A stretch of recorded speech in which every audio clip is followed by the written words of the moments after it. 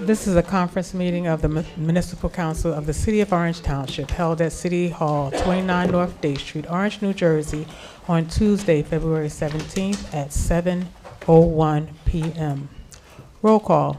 Councilman Coley. Present. Councilwoman Eason. Here. Councilwoman Hilbert. Absent. Councilman Montague III. Councilwoman. Councilman Montague III. I know. Present. Councilman Ross. Here. Councilwoman Summers Johnson. Here. Council President Wooten. Here. Also present is Tricia Scipio, Chris Hartwig, Derek Brown, Fire Chief, Brian Mooney, Police Chief, Garcia R. Montilla, City Attorney, Marlon G. Towns, Legislative Research Officer. We will now recognize a moment of silence. Council Yes, President, Yes. Councilwoman Eason. since this is Black History Month, could we also dedicate this moment of silence to the Reverend Jesse Jackson? I was absolutely going to say that. He went to University of North Carolina A&T, so he is an Aggie as well as I am. I was going to say that to him, and I just want to add to that, let's honor all of our Black men and women who lost their lives to various reasons in the United States of America, and I'll leave it at that. Amen.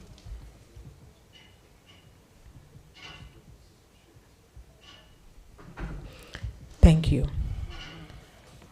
Special notice, please be apprised anyone wishing to discuss agenda or general items shall sign their name on the comment sign-up sheet and will be allowed a maximum of 3 minutes to interact with the council. Sunshine Law. The requirements of NJSA 10:4-9 et seq. Sunshine Law has been met. A notice of this meeting was sent to the Star Ledger and published in the record transcript on Thursday, July 10th, 2025, posted on the bulletin board in City Hall, the council's website, the city's website, and filed in the office of the city clerk. Matters for discussion. We have our health officer, Mr. DiFilippo. Oh, he's here.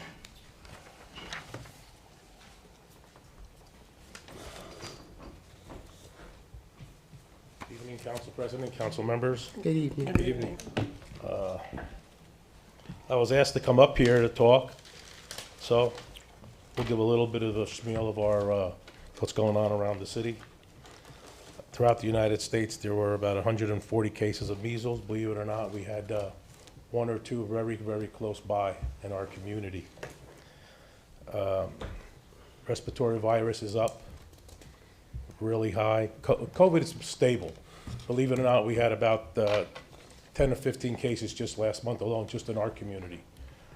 We got the statistics from last year. We had 3 positive cases of TB in our community last year for the whole year of 25. So that's not bad. Supposedly what we had before, we asked them for a breakdown. They gave us outrageous numbers, and it was hard for us to believe it. We never got a call. That's what we got.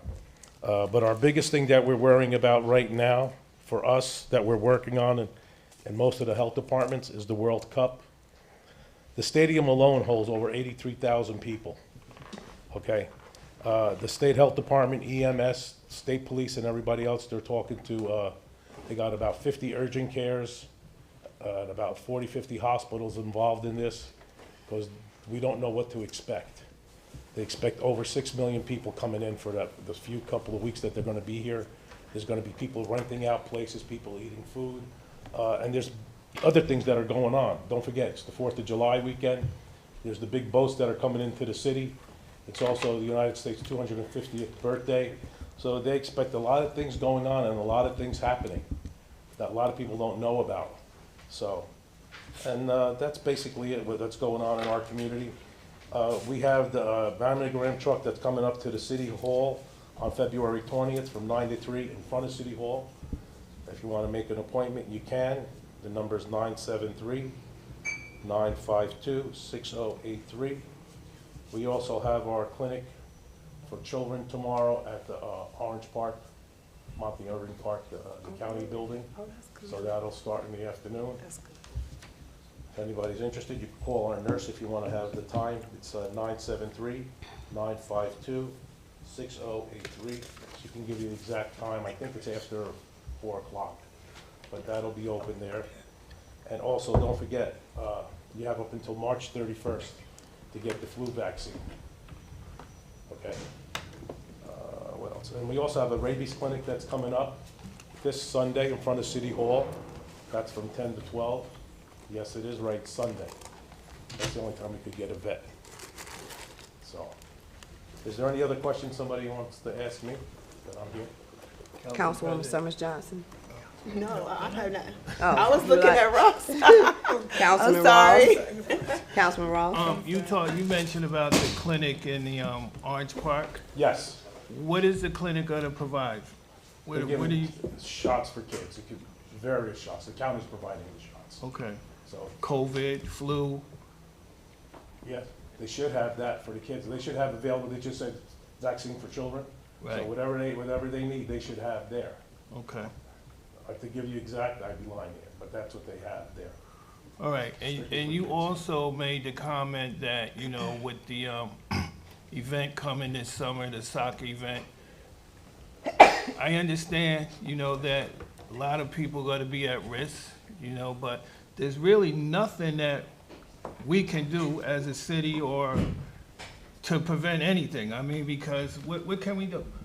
Well, we're trying to prevent things that are happening, like food outbreaks. We're notifying the hospitals in case something happens, because they expect a lot of people here. And if they get filled up in one hospital, you have to have access to another one, even urgent cares. They expect a lot of people to rent out some of their rooms in their houses, because there's big money involved in here for those 2 weeks, 3 weeks that are going on. There's gonna be bread and breakfast locations that they're gonna have.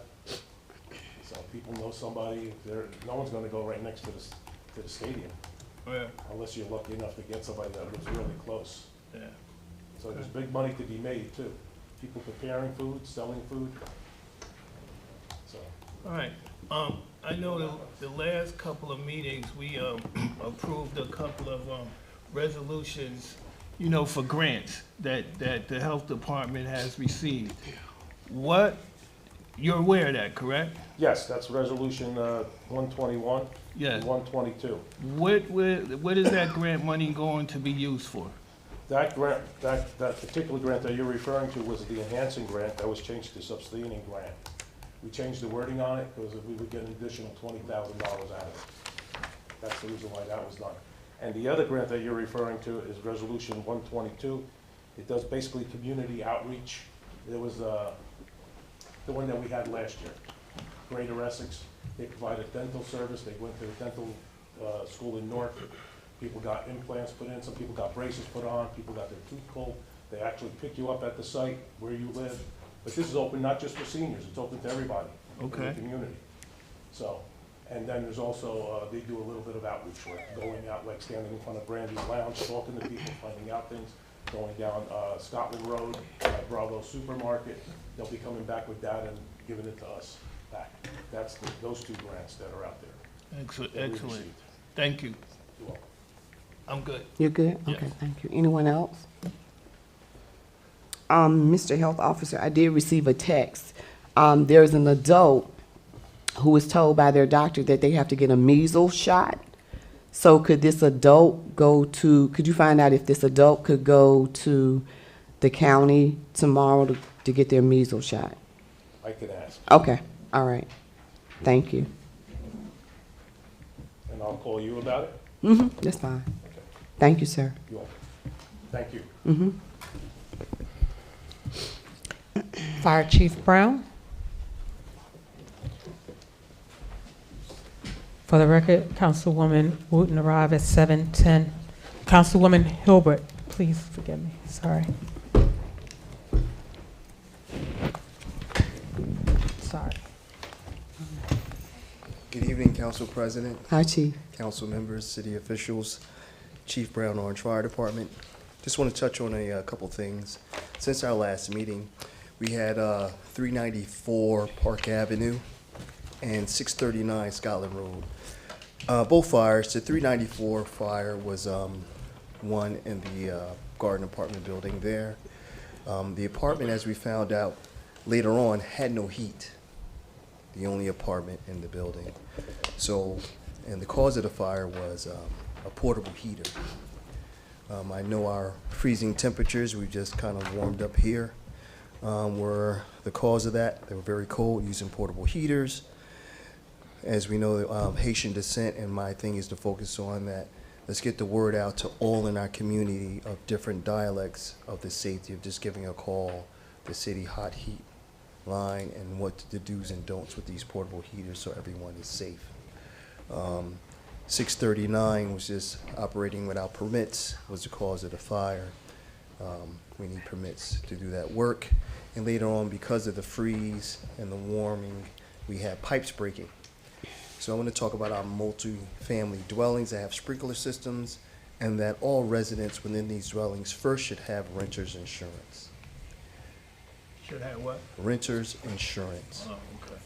As well as ask the questions of your management, is the sprinkler system in operation? Is it working effectively? And when it's out of service, what are we doing to make sure that we're protected?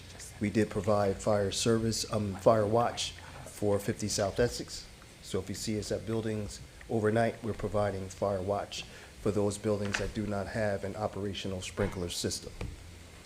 Okay, through our fire official and our building construction official, the mayor and the BA, this has been instituted. So I want all to stay safe, but for residents, ask if you're in a multifamily dwelling that has sprinkler system, is it operational? And if it's not, notify city officials of this so we can stay safe. I did put some information out there on the table for planning your escape route, high-rise apartments and condominiums, because even in condominiums and townhouses, they have a sprinkler system, and they are responsible for the maintenance and care of them, as well as if they go down and need repairs, as fire watch. So I want everyone to be safe within their dwellings where they live at, and if they're not working, take necessary means to get them fixed, because they protect life and property. It's a life safety issue. One thing I am going to address and before the council here is something we're dealing with our fire hydrants. Due to our lack of parking, I noticed that there are a lot of vehicles just parking in front of fire hydrants.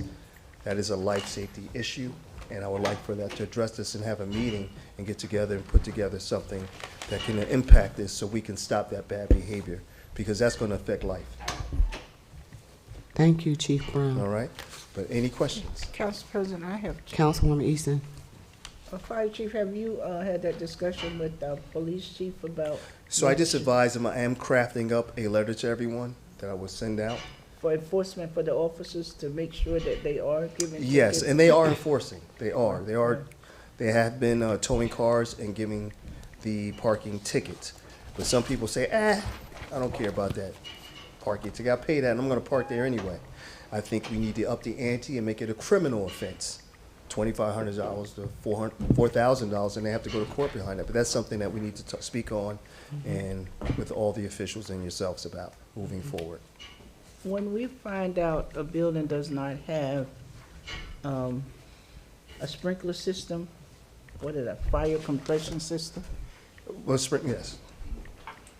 Do we find them every day for, that it's not working? Is there anything on the code book that says they get a fine for every day? $2,000. For every day that it's not working? So what happened with 50 South Essex? He didn't care? We never got any response from the building owner.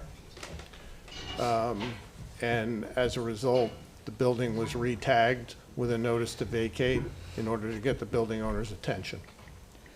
Why wouldn't there have, And a fire watch was arranged with the fire department. I know, but if he wasn't responding, why wasn't there a warrant issued for his arrest?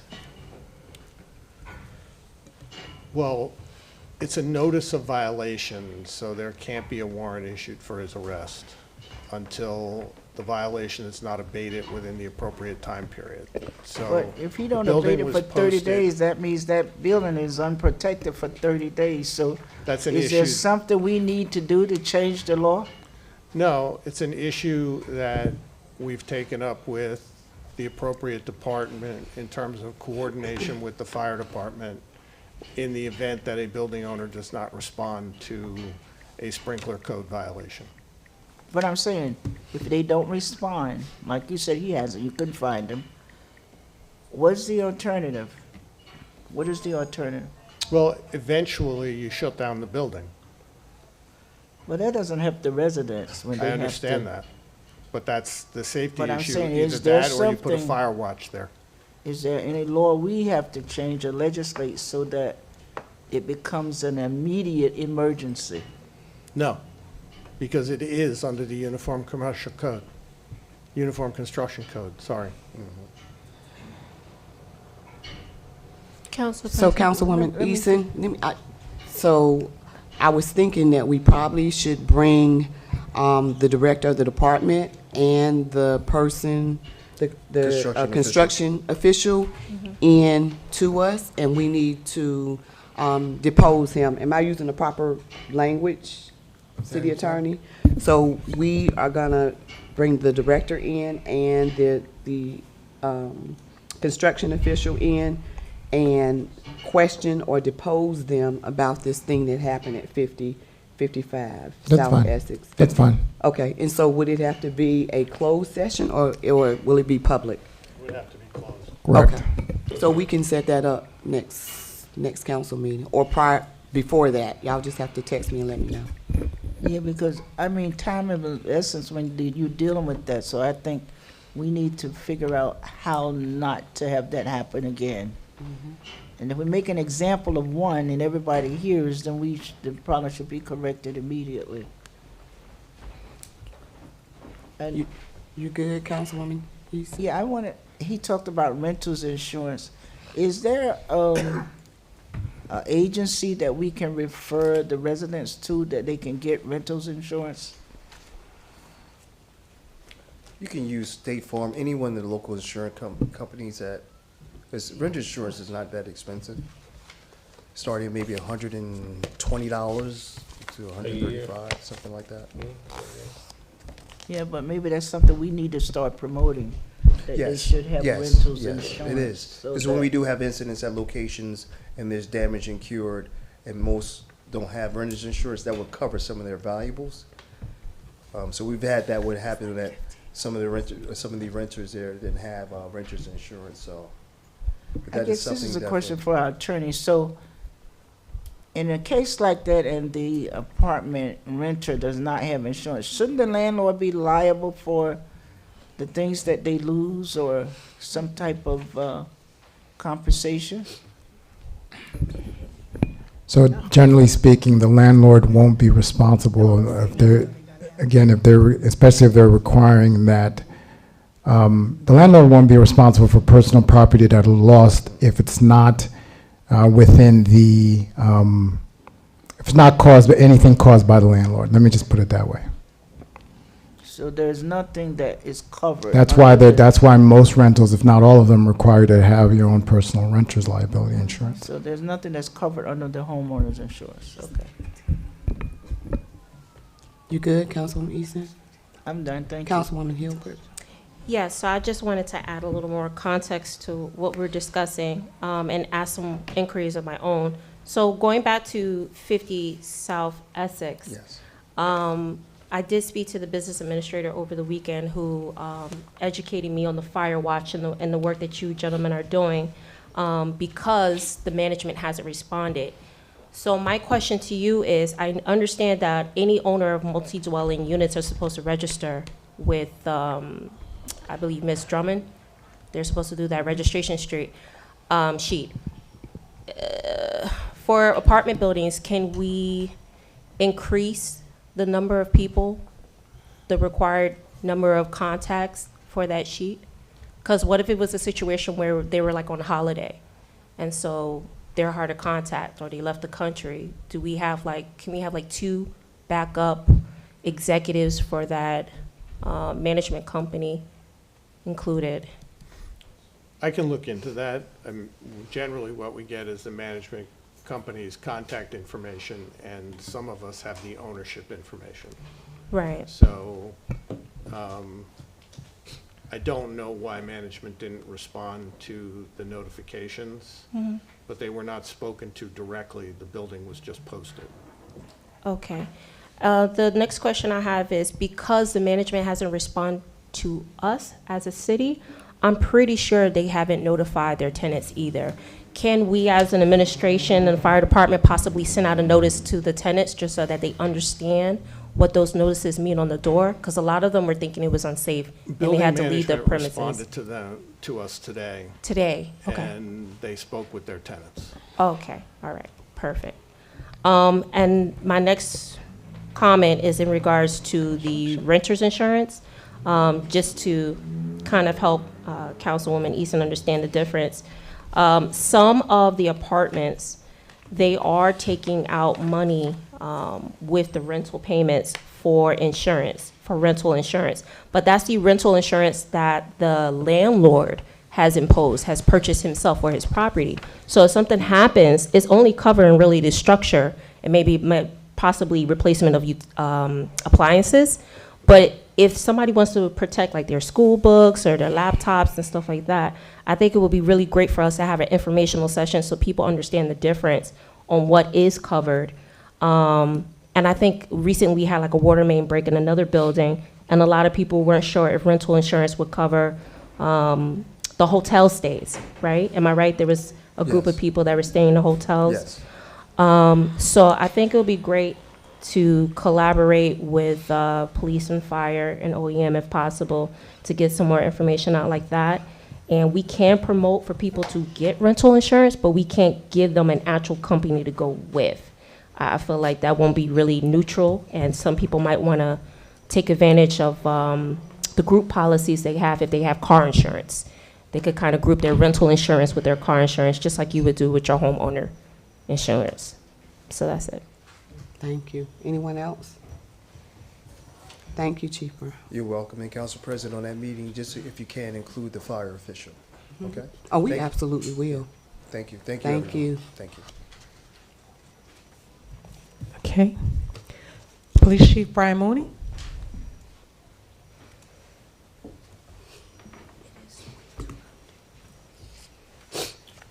Good evening, everybody. Hi, Right. Dawn. Just a couple things. It's the first report of 2026, just a carryover from 2025, like crime in general. Pretty much very similar numbers from 2024 to 2025.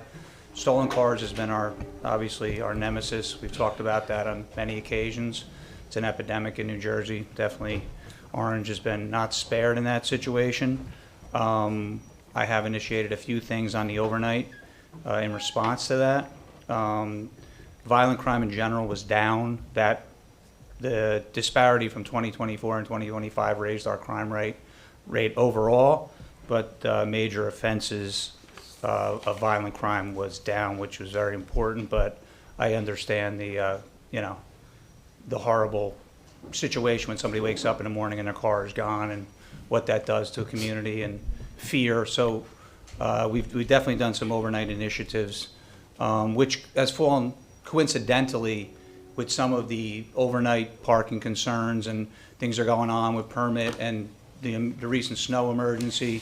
So it kind of all blended where we had to put some extra units on the overnight. So there's to address a lot of the complaints that have been coming in. Obviously, some unprecedented snow emergency has led to obviously a lot of problems in the city as far as parking and things. And so we've had extra units and addressing everything from permit to alternate side, and towed in a number of vehicles in the last month that, in my career has never even gotten that close to. But I don't say with great pride that we have to tow vehicles and things of that nature. It was just, the last couple of weeks were very difficult. Hopefully some of the mild weather will help some of that's happening.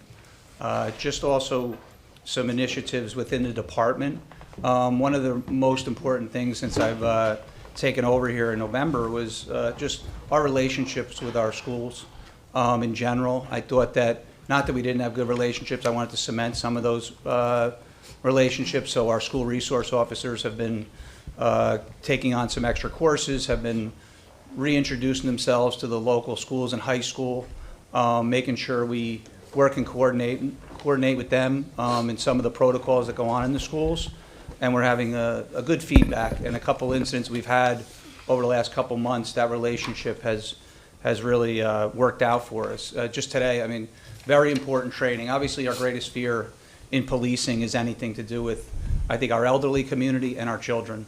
And so we have had an initiative through our special response team. You know, years ago, you always heard about special response teams. They lined up, they hit the doors, and they did it. Well, we've kind of blossomed into doing that when necessary, but with mental health. And our team is one of the only teams in the county that's trained to deal with emotionally disturbed throughout the county. So that carries over into our training. So even as today, our special response team is circling patrol officers over to the middle school where they're closed for winter break. We're able to utilize the school to familiarize, to do tactics in there. Because like I said, the greatest fear we ever have would be to respond there, but we have to prepare for those things. I hope the training never has to be used in a real situation, but we definitely had a couple of situations where we had to respond the full response to the school over the last couple of years. And I thought the second time around, after our training we've done, showed dividends. It'll continue. We're going to cycle the whole department through, but without the cooperation of the school, it wouldn't be possible. And just today, as you know, when I was over there watching the officers go through it, it was proud to see, because to take on, you know, something as terrible as school shootings and school incidents, it could happen at a game, could happen at anything. I take it very seriously, and I want to make sure that our officers are fully trained throughout the department.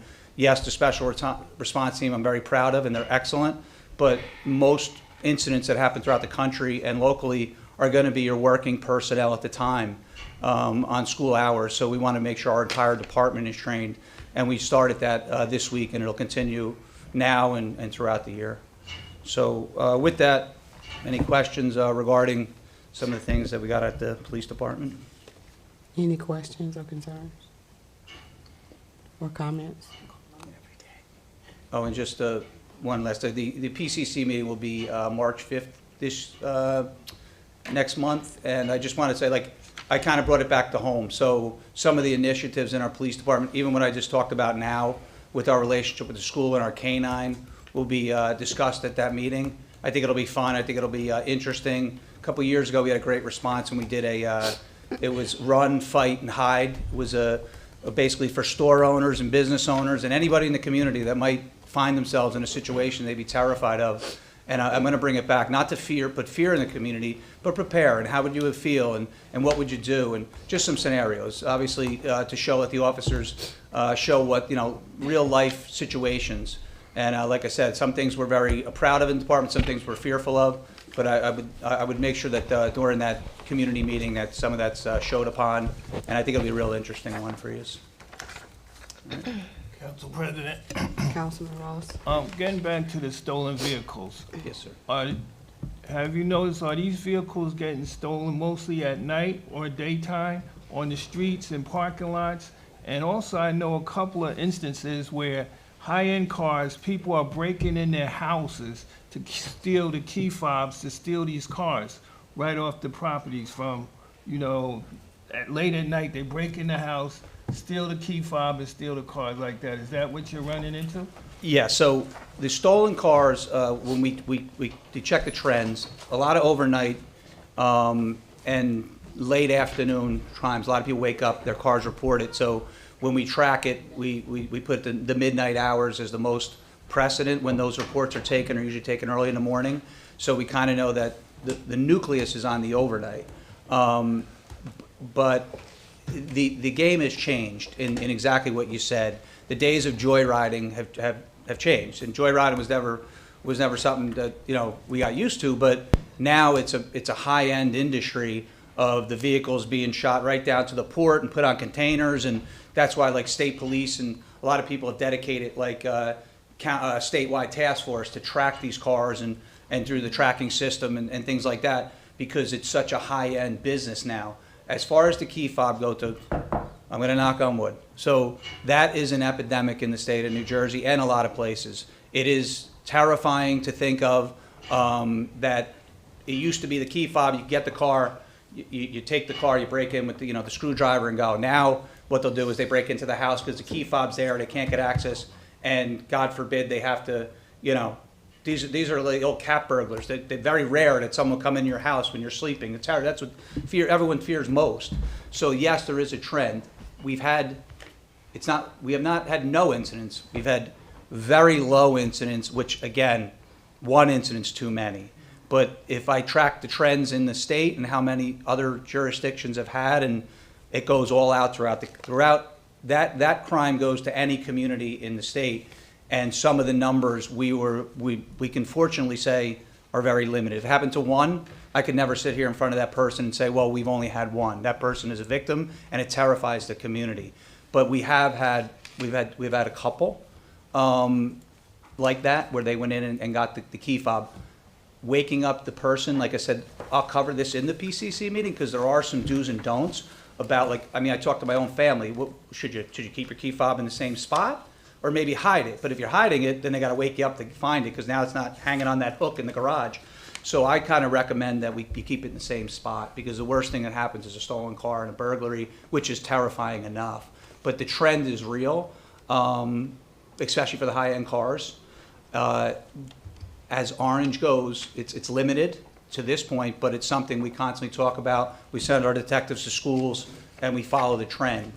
But we've had more than one incident, but very limited. As I look throughout the state, there's some jurisdictions that have had many, and that's where those task force come into play, where it becomes an epidemic and they try to really target the individuals who are preying on certain communities.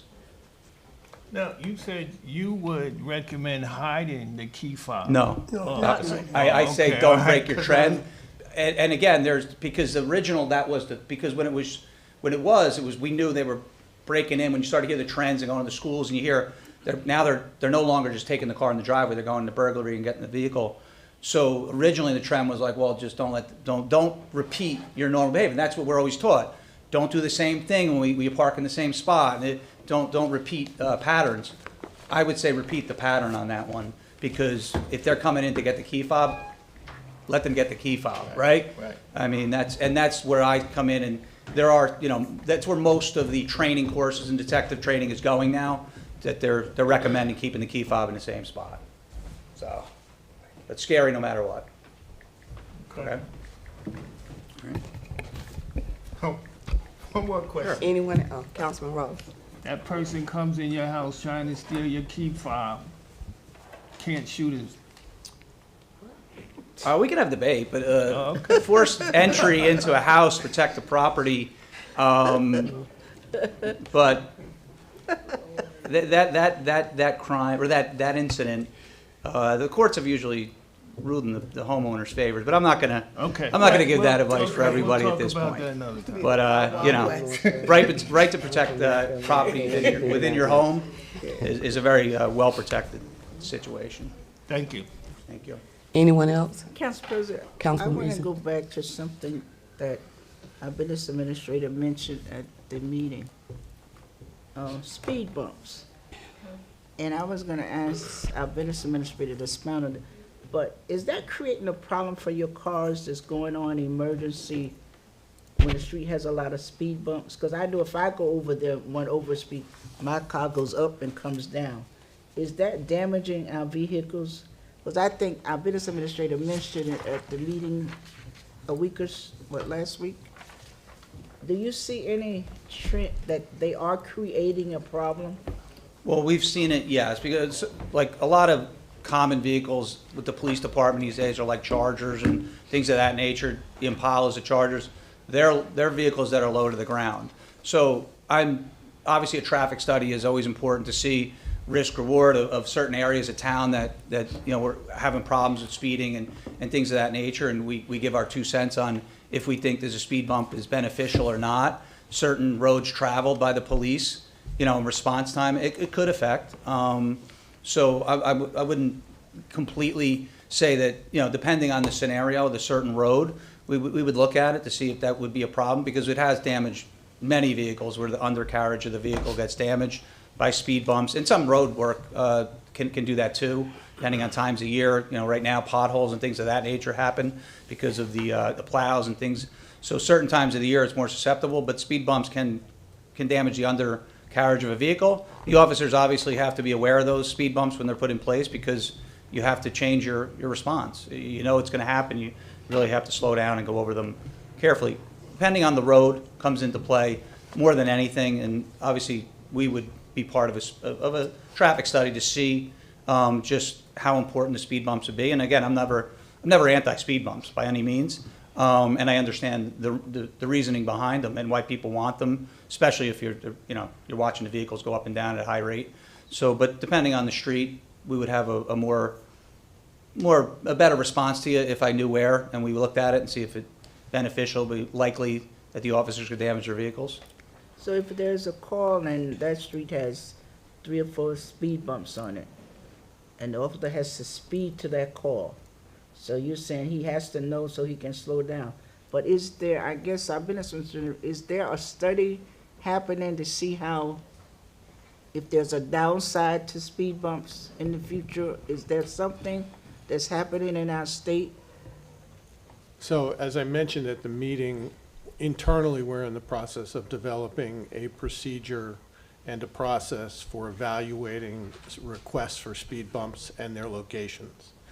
That includes a traffic study, it includes consultation with police and fire, it includes the engineer's report, it includes where other speed bumps are located in proximity to the requested speed bump. It would include whether or not these are arterial access roads, or whether they're side streets. So the whole process is being put together.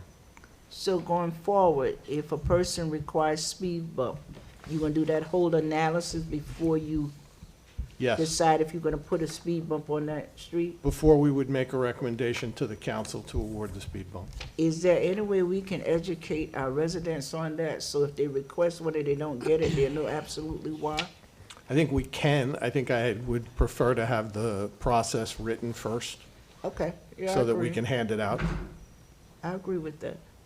Because I had never heard that until you mentioned it, and then I thought about it. I said, that makes good sense, because if you're speeding over a speed bump, I know what it does to my car when I go too fast over one, and my head hits the top of the car.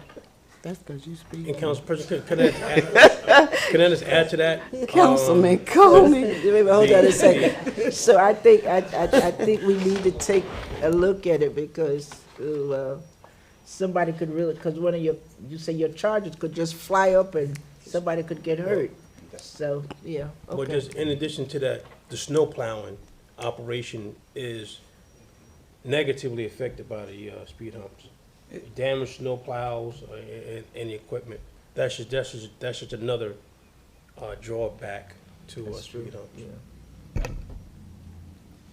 And we just been through this horrible snow. Anyone else? So, yeah, Councilwoman Easton, Councilman Ross? you're not for speed bumps? That was not my question. But I'm asking you that question. That was not my question. Okay, My but, question was, what is the liability? And when Chris mentioned it the other day, I thought about it and I said, it makes logical sense, because a police car going down the road 80 miles an hour trying to get to an emergency stop, and he hits one, it could really, the car could turn upside down. So I think as we do things, eventually there comes a time where we have to reevaluate what we're doing and how it's impacting the overall city and the safety of our emergency response teams. So I did not say I wasn't for them. I just said that we need to probably take a look at what we're doing, because that's something that just came up. Right. And I guess it came up because somebody probably got hurt or killed because of a speed bump. Yeah. Anyone else? Good. Good. Thank you, Chief Mooney. Thank you. You're welcome. Okay. The resolutions and ordinance to be presented at tonight's meeting are listed on the attached regular meeting agenda. If any council member wishes to discuss any resolution or ordinance, it may be discussed at this time. Council President, Councilman Montague? 1-226. Chris, could you explain why all the fees are crossed off? We're going to pull that ordinance. There was some internal discussion today, and I decided to pull it in conjunction with the law department. But, so what are we gonna do going I think what they forward? were trying to do is reference a general fee schedule. They just didn't draft it correctly. Okay. And could you explain 106, 2026? You're taking it from police, operation expense to salary and wages, why? You're doing the transfer. This is from the 2025 calendar year budget. We're allowed to do transfers up to the first 3 months of the next calendar year, or the next budget year. And all we're doing is covering an overage in salary and wages with an under expenditure from O&E, operation and expenses. And one more. 107. So this is an emergency temporary appropriation. There's no to and from. This is simply, we're adding items of other expenses under grants that were received during the beginning of 2026 that were not otherwise accounted for in the temporary budget. Okay, so this is all grant money. Yes. Thank you. Good thing. Thank you. You're welcome. Anyone else? No one? Council President, I was waiting for other folks to say something, so nobody said nothing, so. No, you weren't. No, you weren't. Councilman Ross?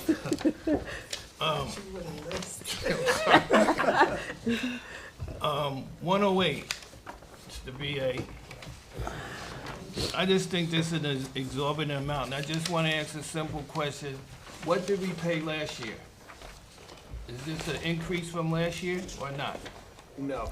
No, we paid the same? It's the same as last year. Okay. Anyone else? I'm not done. I didn't think so. 126. Explain this one to me. I thought that's the one he's pulling, right? Oh, 122. 126 you're pulling? He's pulling 122. A couple of years ago, we didn't do it last year. I don't believe we did it in 2024. But in 2023, we had a cultural program for poetry services. And the department thought it would be appropriate to bring that back, and that's what this resolution is for. Where will this be held at? Some of the events will be held at the library, some of them will be held in other locations. Well, my question is, why can't the library support this and pay for this? And, or, why can't we get, a college student from Seton Hall, from any college that's that does this kind of thing, poetry. If you want to do poetry, we can put it out and say, we have a poetry event, come on here and read your poetry. Why we gotta pay somebody to do this?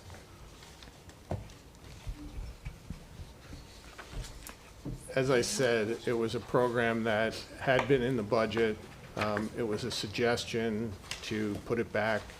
If it's the council's desire to have the answers to your questions before you move on it, I'll pull it, and I'll find out if the library would sponsor the program. Yeah, because if I wanted to read poetry, I would just, we can just sponsor this ourselves and say, we're gonna have a poetry night at the Yeah, spoken library, word. and come and read. That's it. Well, we don't have to pay for anything. Okay. That's my opinion, okay? And let me see if I have anything else. I don't think so, but let me just make sure.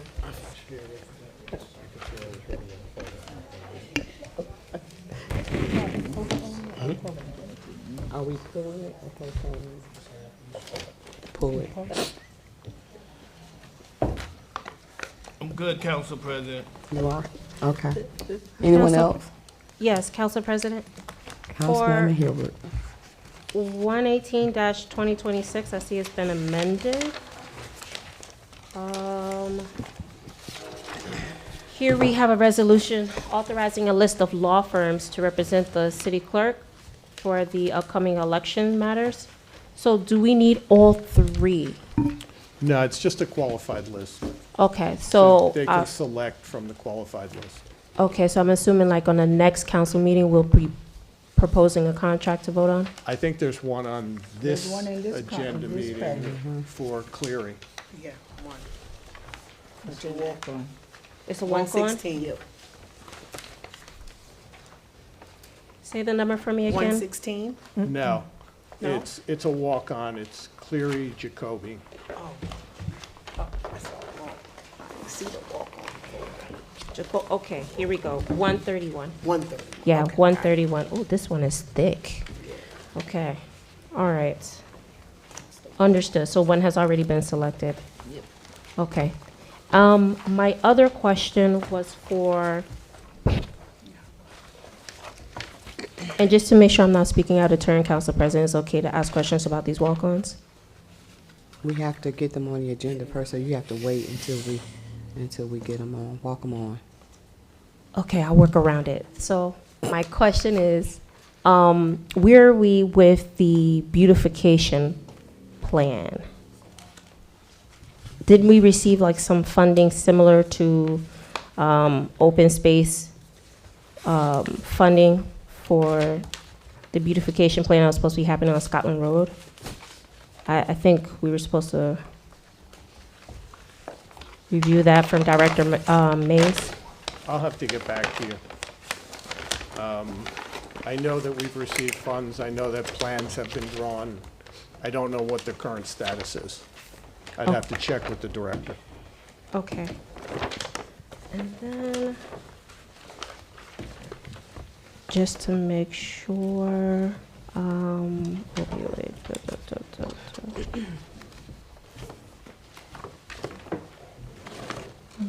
Okay, I'm good. Thank you, Council President. You're welcome. Motion to close? Second, Montague.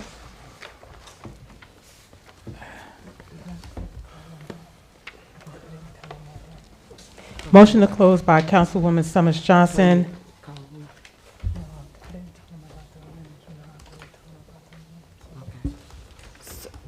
She just left. Seconded by Councilman Weldon Montague III. On the motion, any questions? All those in favor vote by saying aye. Aye. Conference meeting is adjourned at 7:47 PM.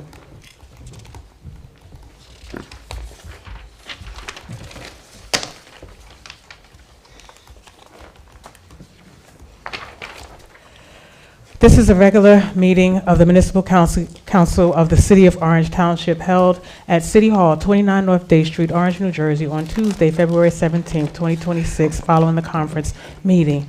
Roll call, Councilman Coley, Present. Councilwoman Eason, Here. Councilwoman Hilbert, Present. Councilman Montague III, Present. Councilman Ross, Here. Councilwoman Summers Johnson, Here. Council President Wooten. Here. Also present is Tricia Scipio, Chris Hartwhite, Derek Brown, Fire Chief, Brian Mooney, Police Chief, Gracia R. Montella, City Attorney, and Marlon G. Towns, Legislative Research Officer. The requirements of NJSA 10:4-9 et se Sunshine Law has been met, and notice of this meeting was posted on the bulletin board in City Hall, the council's website, the city's website, and filed in the office of the city clerk. We have to go back because I keep forgetting the Pledge of Allegiance. Okay. So if we all stand for the Pledge of Allegiance. Miss Delta Sigma Theta Incorporated, can you lead us, please? I pledge allegiance to the flag of the United States of America and to the republic for which it stands, one nation, under God, indivisible, with liberty and justice for all.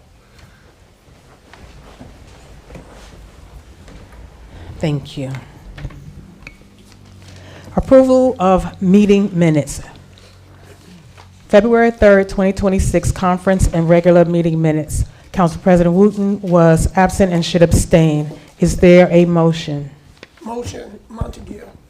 Second, Summers Johnson. Motion by Councilman Montague III, second by Councilwoman Summers Johnson. On the motion, roll call. Councilman Coley? Yes. Councilwoman Easton? Yes. Councilwoman Hilbert? Yes. Councilman Montague III? Yes. Councilman Ross? Yes. Councilwoman Summers Johnson? Yes. Council President Wooten? Abstain. Abstain. That's 6 yeas, 1 abstain. This is approved. Department monthly revenue collections. For the month of January 2026, the clerk's office collected $151.32. Community service, $15,927. Health department, $16,678. Parking meters, $3,398.27. Planning department, $56,982. Public works, $8,961. For October 25, the tax assessor collected $10, and November 2025, $30. Oprah reports, January 2026, 93 were received, 5 completed, and 88 outstanding. There were no communications and petitions. Citizen comments on general issues and agenda items. Members of the public wishing to address the council may do so during this portion of the meeting. Speakers must sign their name on the comment sign-up sheet and approach the microphone when called upon. To allow maximum public involvement, each speaker is permitted 1 3-minute period to interact with the council and must provide his or her name and street address prior to beginning any remarks. Visual aids are not permitted. Speakers are reminded to be courteous and mindful of other individuals. Each person has a right to speak on any subject, but is responsible for the abuse of that right. The city bears no liability for any comments made by the public and maintains discretion to remove any person engaging in obscene or disruptive conduct. The council will consider all comments and questions and will respond if and when appropriate, which may or may not be during this meeting. Ms. Rodriguez? Good evening, guys. 487 Mountain View. I didn't really come with questions, but as I'm listening to you guys and going over the paper, I came up with a few. So hopefully I get through them. 93 Oprah requests and only 5 have been completed. How does this happen in 1 month? Where are we with the study for fire and police necessity for the people you hired to do this study for Orange? This was probably back in November. The BA, or at least during the Quantavious meeting, it was confirmed that you guys did in fact hire somebody, and every time I come and I ask this question, nobody answers. Where are we with the study? It was said last meeting that our streets would be redone. Why would they not be, but possibly not the sidewalks? Why would there not be a budget for our sidewalks, but other streets have had their streets repaved and their sidewalks done? This is for Mountain View I'm asking for. We currently meet the needs or exceed the needs of the number of affordable housing units required by New Jersey, as confirmed by the BA. Can you today explain why it made sense to approve the building next to the Board of Education with another 30 years of no taxes? Prior to this, you all approved over 14 new apartment buildings with no affordable housing and gave them all tax breaks as well. Where is the negotiation that directly impacts homeowners positively? I understand not wanting to displace anyone, but that's another decision that was made at the expense of homeowners. Even if you got more money through the renegotiation, do you guys even know what the tax amount would have been compared to how much money you predict to make off that percentage? Why are we paying for poetry? Kind of like back in the day, I don't know if you guys remember, college students love doing this for free. So why are we splurging on things like this that are not a necessity? It's more of a want. I get that community activities are important, but how can we justify it when the citizens are struggling to even pay their taxes? Anything that is not absolutely a necessity, we should not be budgeting for. Please remember we have debts from previous years that we still have to pay back in the next few years. Resolution 124, that 30K is going to pay what exactly? And then for the resolution 119, did we have Meriton Health? Is this a new insurance? Are we replacing it, or are we subsidizing the old insurance? Montague and Scotland Road is a debacle. I'm so tired of, I think I've spoken to everybody there is to speak to, whether it was UBA, I've spoken to a few council members, I've spoken to code enforcement. there's literally a porta potty halfway on the sidewalk, and it's been like that for weeks. I've sent pictures. The dumpsters are always full every single day. They will bring it up when you guys call them, change it out, and then by the end of the day, those trash bins are full, and they stay there all week. So what can we do? Whatever you guys are doing is not working, and the amount of mice and rats that I'm finding in my house are ridiculous. I can't possibly clean or put any more traps down or call any more people. So what can we do about this? Also, you guys are talking about a walk-on that's available, I think it's like 30 or something. Why isn't that available for us to see on the agenda, even if it's not walked on yet? I feel like that's something that should be on the agenda if you're considering it. It could just be uploaded so we could look at it and maybe ask questions ourselves if it does get walked on. Ms. Rodriguez, your time is up. Just wanted to finish the thought. Thank you. Ms. Bozeman, But you didn't even give them Bozeman. an opportunity to see if they wanted to answer. but you had 3 minutes. Okay, so Okay. it's over. Now they have their time to speak. This is the way we Gloria always run the Bozeman, meetings. I'm not gonna do that. But you didn't even give the BA or anybody an opportunity to speak. You took up 3 minutes. That's my time to speak. I'm not gonna argue with you. Gloria Council Bozeman. President, the Councilwoman 3 Hilbert. minutes is for the resident to speak. It's not the time allotted for a response. So But there's no Councilwoman Hilbert, requirement. don't Okay. make me pull the law Okay. on you. So let's let the city Don't attorney do make that. you. I Yeah, think that don't, was a let's let the very city attorney, Council President, do that. unprofessional Council- response. I was just, Attorney Montanez. can you actually clarify? The 3 minutes is for the citizen to speak, is it Right. not? Councilwoman Hilbert, if I may. Yes, I'm asking the question to you. I can't Sure. see you, though. Hi. So that's correct. 3 minutes are allowed for the residents to speak. There is no requirement that there be a response to anything that is asked and or said. That's okay, but I'm just for variance purposes. Go and literally close me off as soon as I stop speaking. As for the next person, never gave Mr. Hotik the BA an opportunity to respond, nor did she ask anybody they wanted to respond. So there is no requirement that she ask if anyone didn't wants to. even give an opportunity. I Ma'am, just if wanna you're say going to she cut didn't give me an off, then opportunity we're to not going to respond. have I a think we all know that. conversation. We're not going to have a conversation. Gloria Bozeman.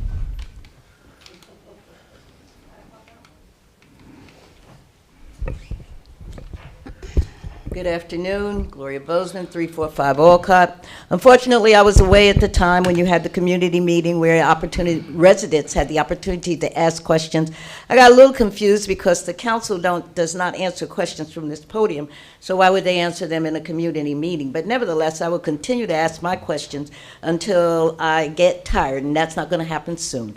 It is my right and also my obligation to come to this podium because there are some levels of accountability that we are essentially responsible to receive because we are voters.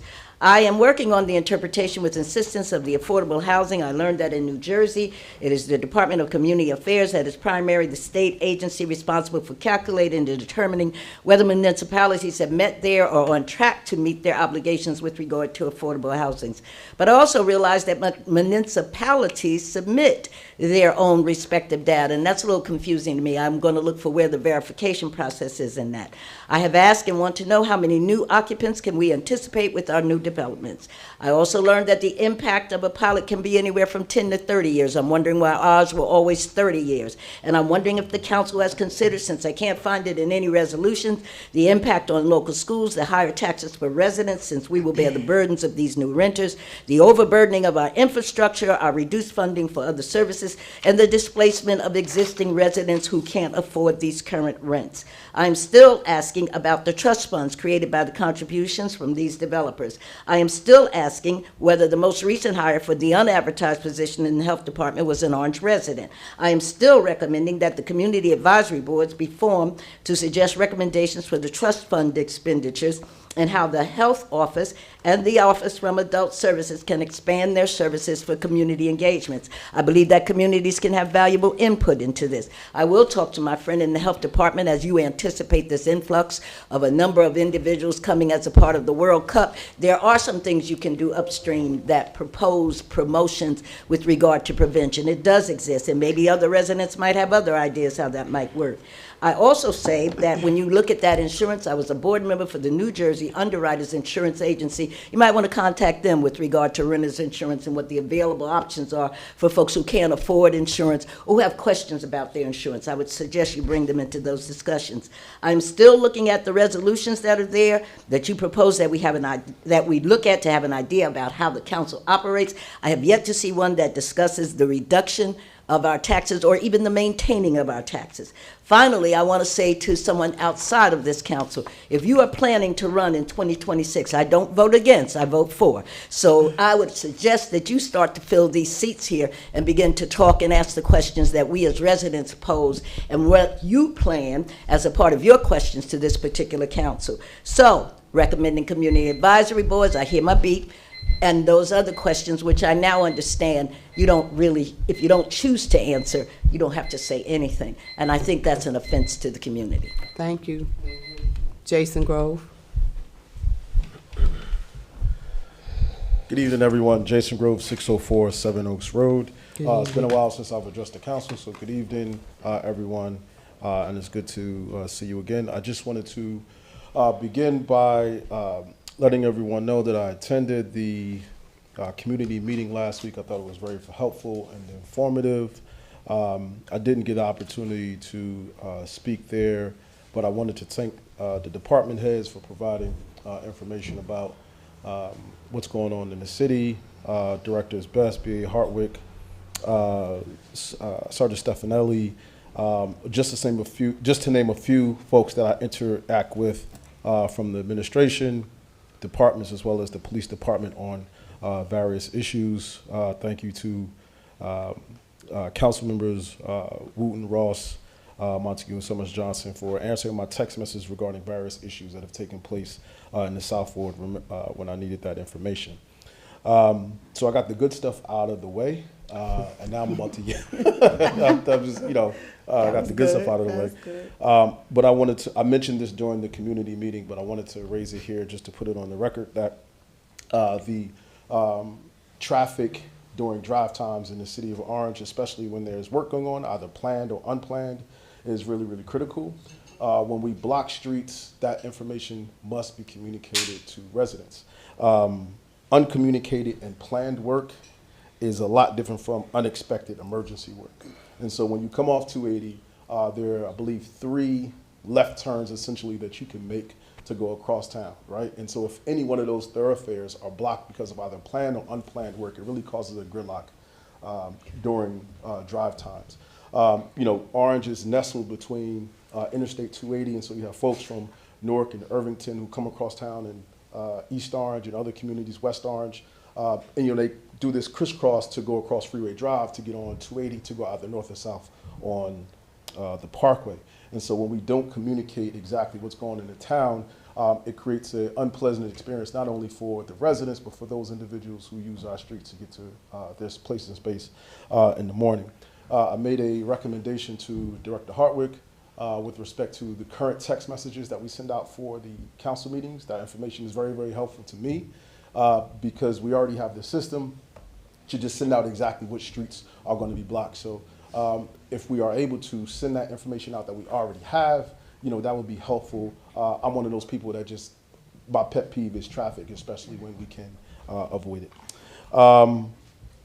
Thank you to the police department for their community presence, particularly where I live on Seven Oaks Road. I don't like y'all flashing lights in my daggone house sometime when y'all, doing the patrol, but I understand that it must be done. I wanted to follow up on some of the other discussions. Thank you. Thank you, Mr. Grove. Quelly Campbell. Hi, good evening. Good It's evening. been a while.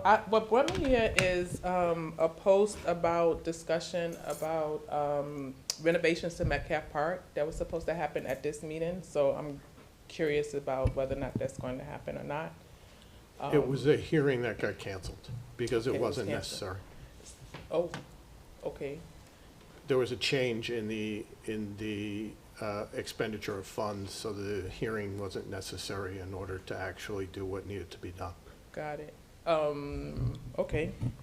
All right, so I wanted to take the opportunity to follow up on some other things that have been on my mind. One is, of course, open space, the accrual of funds and what that looks like, and then also whether or not we're still considering erecting this commission.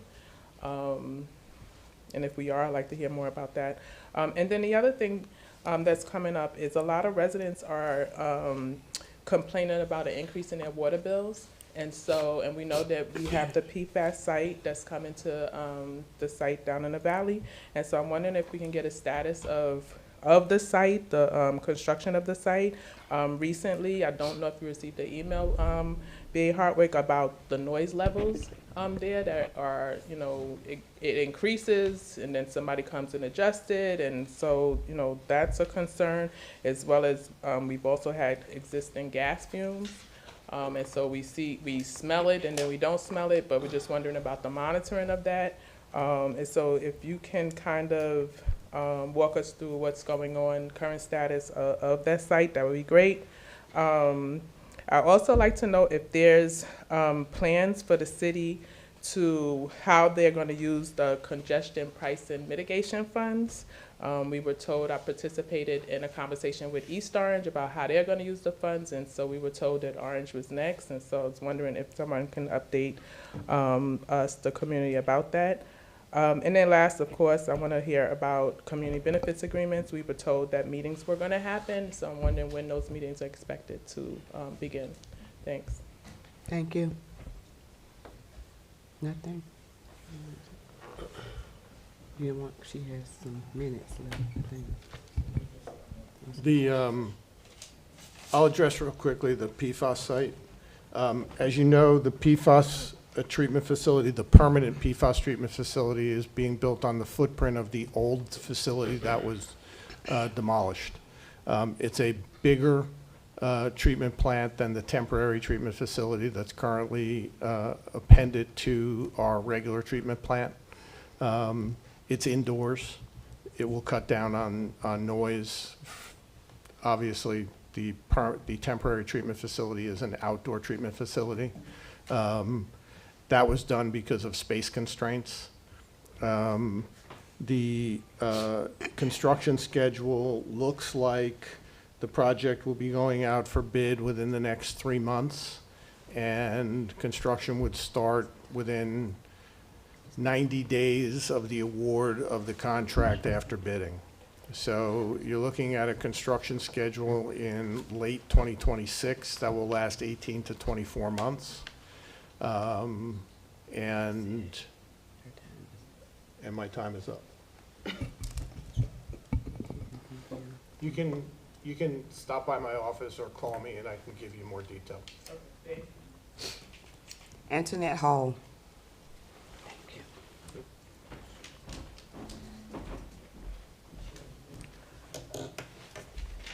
Good evening, everyone. Good evening. Chairwoman Antoinette Hall here, 241 Duane Street. I wasn't here early enough the last council meeting to talk about 400 Oakwood. They're still having the issue with the on-again, off-again heat. Before I go any further, I want to say thank you to Senator Brittany Timberlake, who assisted me in this endeavor. She was the one that helped me push this further. 300 also have that same issue, and I stressed that when I spoke to the BA. I showed him some pictures. 210 Central Avenue is also another issue that is still ongoing. It has not been attended to. You have people who are using their ovens to heat up their house, and you know that's not safe. So I want to ask the BA, is the investigation complete on 400 Oakwood?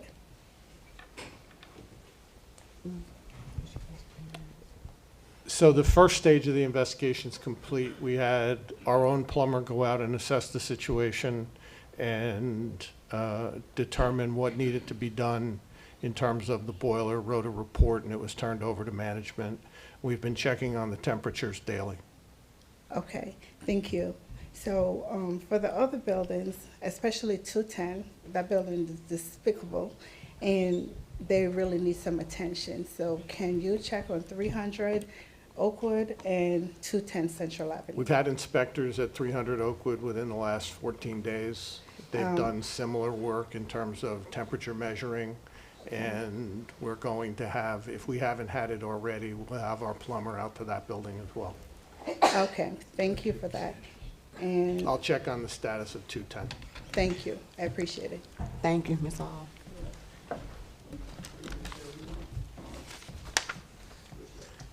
Can I get a motion to close? Motion to close citizens' comments. Second, Ross. Motion to close citizen comments were made by Councilwoman Jamie Summers Johnson, closed by Councilman Clifford R. Ross. On the motion, any questions? All those in favor vote by saying aye. Aye. Aye. Any opposed? Citizen comments is closed. Council comments? Yes. Oh, Councilwoman Hilbert.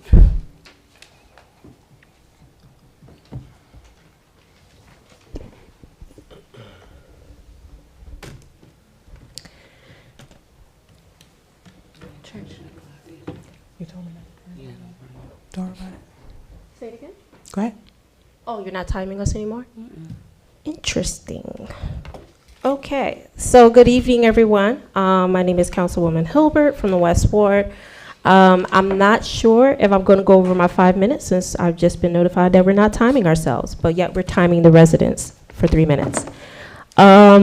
I just want to say thank you to the work that's been done in our community by our police, our fire, and our DPW. I know with the recent snowfall that we had, there were a lot of complaints about whose streets were getting plowed or whose streets still had like ice, and also definitely the lack of parking. I did reach out to the business administrator and DPW already about if they were going to be able to come back around. And then I do believe there might be some possible snowfall in the forecast this coming weekend. So I thank them for the work they have done and their diligence of communicating with the community and the council. I also want to say thank you to the residents at 433 Lincoln.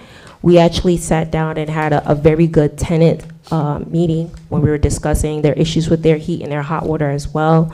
Unfortunately, a lot of them weren't able to make that meeting that happened here, the town hall that happened here last week. So we had to follow up on some on a couple of lists of grievances and complaints and concerns that I will be sharing with Business Administrator Hartwig and Code Enforcement just to continue to assist us with responding to their needs and advocating for those residents. I also want to mention something in regards to the cleanups and stuff that we do in the community in the West Ward. I could speak mainly from my district. I'm not sure if any other council member has programs and stuff like that going on, but there's been a lot of debris blowing around, like a lot of the trash that's blowing around, and a lot of the buildings said it doesn't really belong to them. And we in the West Ward, sometimes we have our cleanups, but it's so cold, we're not starting until like maybe April. So is there a way, my question is there a way that maybe we could get the sweeper out there to kind of help us with the blowing trash and debris that's just all up and down Lincoln Avenue? Because there's been a lot of complaints, even from the building management. A lot of their supers said they're constantly cleaning the property in the front of the yard and in front of the entrance for the buildings, and they know it's not from them. My other question is in regards to the trash, how are we with enforcing that the business owners and the managements have the right amount of garbage receptacles? Have we created a new plan of action to address that? We did blitzes in every ward for every commercial building. We did blitzes in every ward for every commercial building and every multifamily building that's required to have specific types of receptacles. We also did it for residences within those wards. We've done the blitzes 3 times. Okay, and just to confirm, depending on how many units you have, you're supposed to have 2 to 3 garbage cans for the apartment building? No, if you're a multifamily, 4 units above 4 units, you're responsible to have a dumpster. And you're responsible to have as many dumpsters as necessary in order to keep the lids closed and contain all the garbage. If you're a 4-family or less, you have to have enough garbage receptacles for the entire building with lids, and you can't have anything out in bags. So the ordinance doesn't specify a specific number. It specifies that you have to have enough to contain the garbage. To contain the garbage. Okay, and what is the fine for that if that's not the case? I have to look. The fines are graduated. I don't remember them off the top of my head. Okay. All right, so I will follow up with a few pictures and a few addresses, because the residents are actually complaining, so it's not like it's something that I went around surveilling. That the residents just had concerns because of the rodents and stuff like that that's around their property. In closing, happy Black History Month again. The West Ward will be having a meeting in March. I'm just trying to confirm our location and our DJ, because we will be having our 4th annual West Ward brunch. So invitations will be going out soon to all of those in the area, and we will celebrate and try to enjoy each other in this community that we call Orange. And I'll leave it at that. Thank you. Thank you, ma'am. Councilwoman Eason. I'm going to be brief. I just want to thank the residents. We've had a lot of snow, and it's probably going to be here until April. And I want to thank the residents for their patience as we try to remove as much as possible. Some of them have dug their cars out, and we still have mounds of snow. And thank Public Works for their due diligence as they tried to make sure that everybody was shoveled out and the driveways was clear. So I just want to thank the residents for their patience during this trying time for all of us, the snow and the ice, and advise our seniors and everybody that's walking to please be careful, look for the black ice, watch where you're walking so nobody falls and get hurt. So let's be careful and help each and every one. And as the Bible says, love thy neighbor as thyself. So we want each of us to take some time to help out a neighbor who's in need, especially our seniors, and help them as much as we can. Thank you. Thank you, ma'am. Councilman Coley. Thank you, Council President. I just want to mimic everything she just said. You're welcome. I don't have to say it again. But in addition to that, Mr. B.A., Bourbon Street, I see that they're starting to do some work over there. And they are, the trucks, just like on Main Street initially, they are leaving the streets a little messy. If we could address that. And again, Councilwoman Easton, I personally want to thank the residents of the East Ward for their patience, because although Public Works did a fantastic job at times, there were some times when things didn't go according to the speed that needed to be done because of the overwhelming amount of snow and then the frost on top of that. Again, I just wanted to thank everyone for the patience, and Mr. B.A., I don't know if you considered what I spoke about at the last meeting, putting together some type of comprehensive snow plan where, is very similar to our open space. Yes. We can put that in place where we can have, monies that will just continually, grow. If we don't use it, it'd be cash in a pot until you need it. Thank you. I'll leave it right there. Thank you. Thank you, sir. Yeah. Councilman Montague. Good evening, everyone. BA, I just want to, I always address this every meeting. Where are we at with the rec center? You should get that on a shirt. Yes. Can I put my response on a shirt too? That's what I'm saying. Answer that, man. We had 2 lengthy conference calls today on the rec center. I expect that we'll be on schedule for the redevelopment agreement to come before the council at the next meeting. It's not, it doesn't have to go before the planning board? No, well, the project will have to go before the planning board, but the redevelopment agreement has to be done first. Okay, and where are we at with the parking utilities? at this Everything point? is in order. We are prepared to hire 3 part-time parking enforcement officers.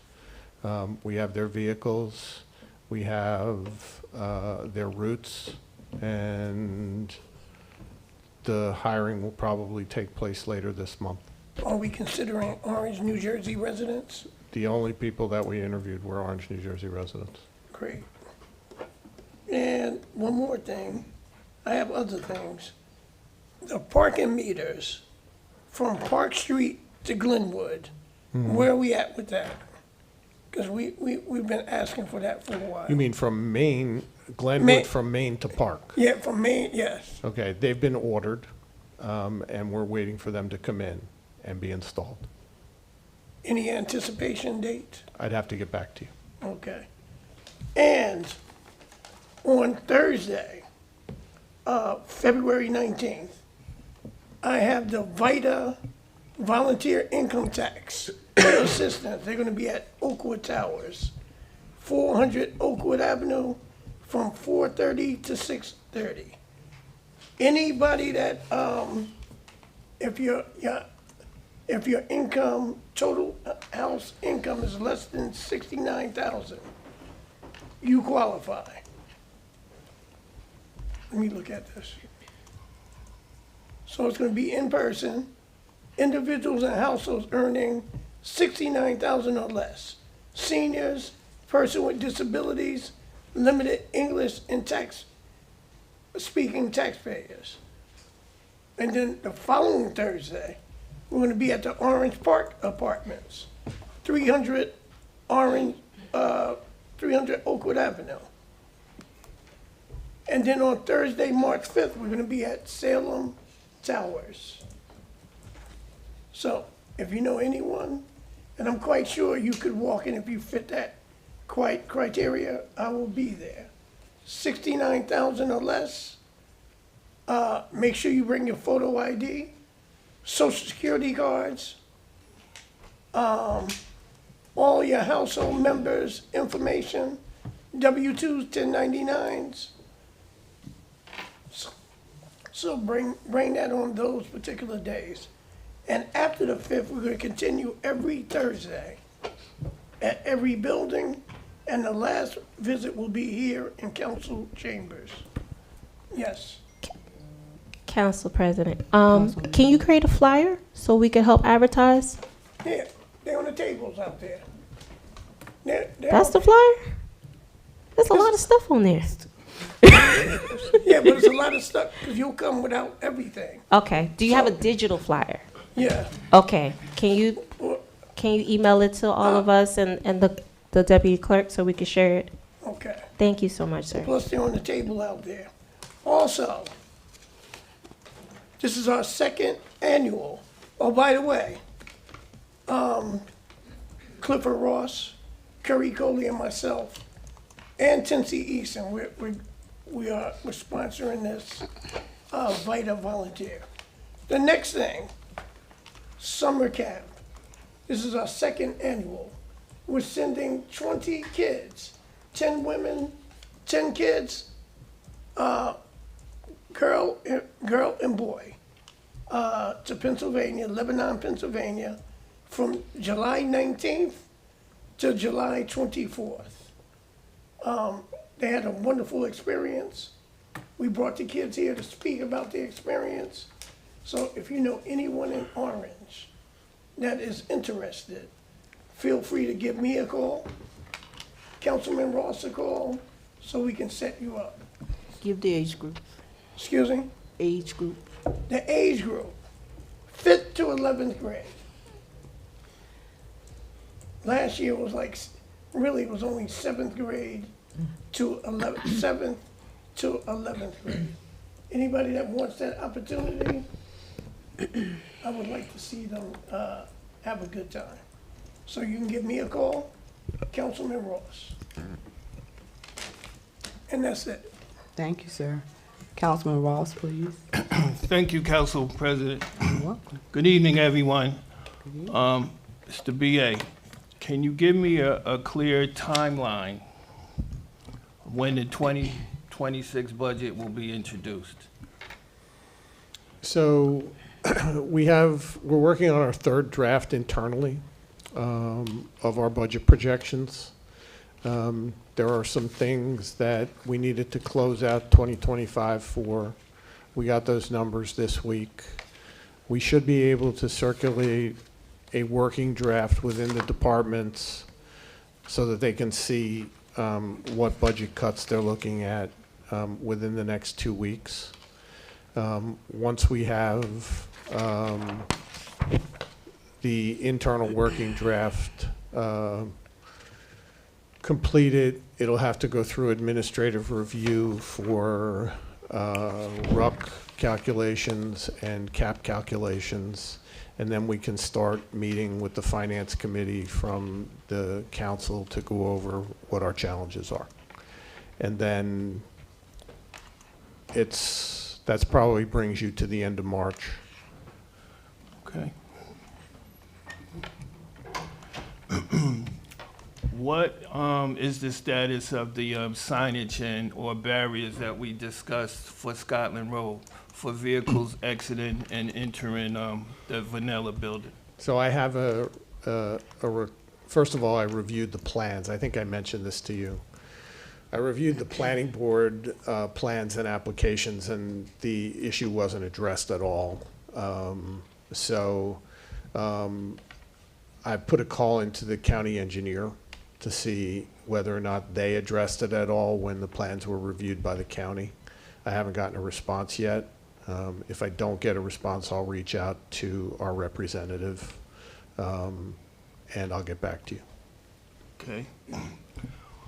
What happened to the police security at the front door?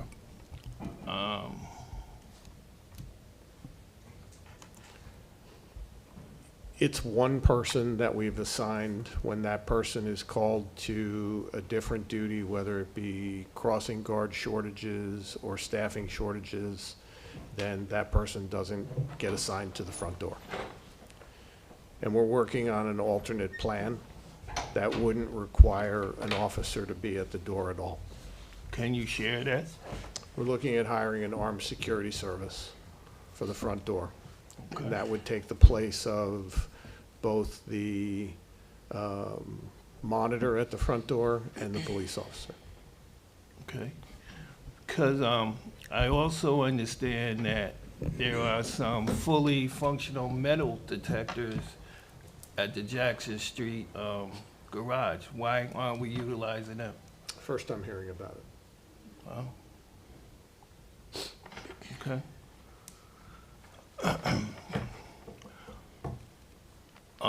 Last meeting, we spoke about the lack of warming stations in Orange.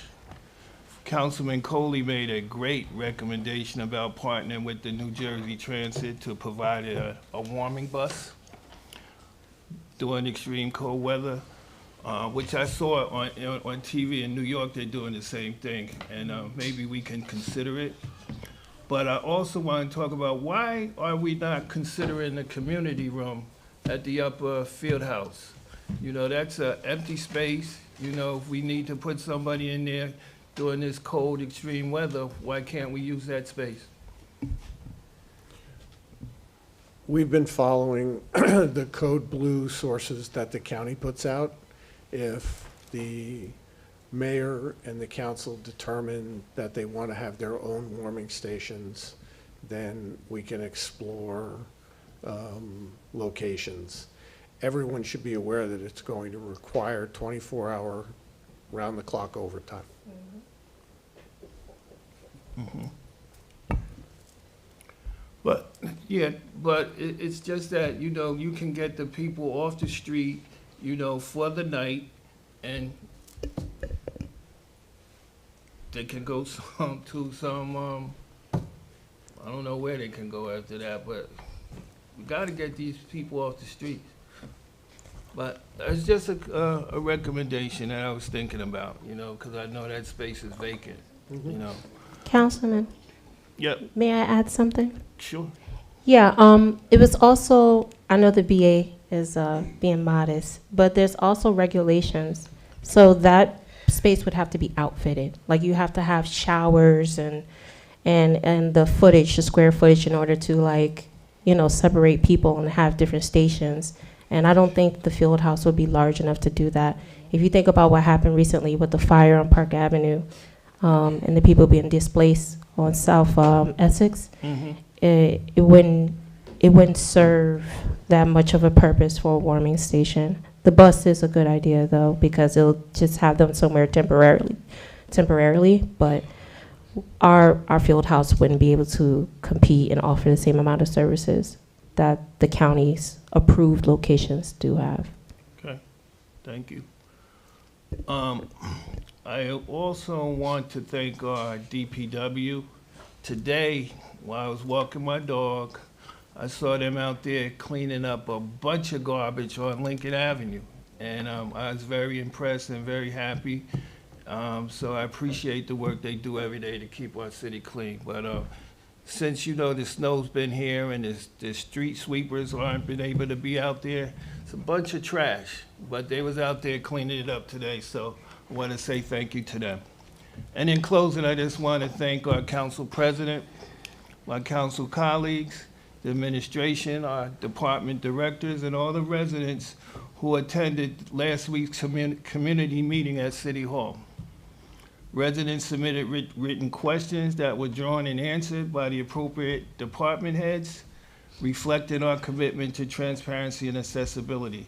While not every question could be addressed that evening, we committed to providing a full written summary of all the questions and responses. So, Council President, could you please let me know when that summary will be available? I sure will. Okay, thank you. You're welcome. Councilwoman Summers Johnson. Thank you. So I was honored to attend the Orange High School Senior Class Valentine's Day fundraiser. I found out at the last minute, but tickets were purchased in the names of all council people. I'm currently working alongside the class advisor, Ms. Dana Jones, to help raise funds for the class of 2026. I'm working with the alumni to try to get 50 alumni members to pledge $100, and she's working with store owners to pledge $100. Whatever monies that are not used this year will be used with the next class. The students do pay dues, but then we know there's always students that can't pay. Checks can be sent to Orange High School, 400 Lincoln Avenue, and checks are made payable to Orange High School and in the memo class of 2026. Was it Sunday? I had the privilege of speaking at a Black History Month program at Zion Holy Church on Camden Street in Newark via Zoom. I shared my journey of becoming the first African-American councilwoman of the South Ward.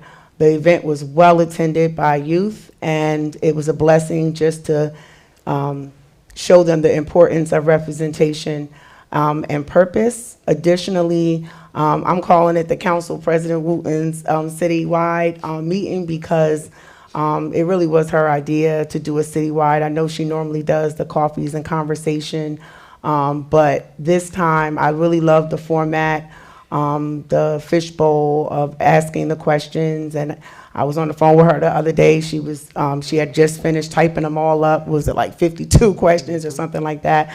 And she is on getting the answers. I think you submitted it, you said, to the administration. So being very transparent and informative with that. And I had residents call me after the meeting. They were just happy to put faces to the directors and just get to see the people who make a lot of the day-to-day decisions. As council members, we get text messages about fires and police situations. And the other night when we got the text about Scotland, my heart dropped because I Uber my son everywhere, so I have addresses memorized in my head, and that was his best friend's house.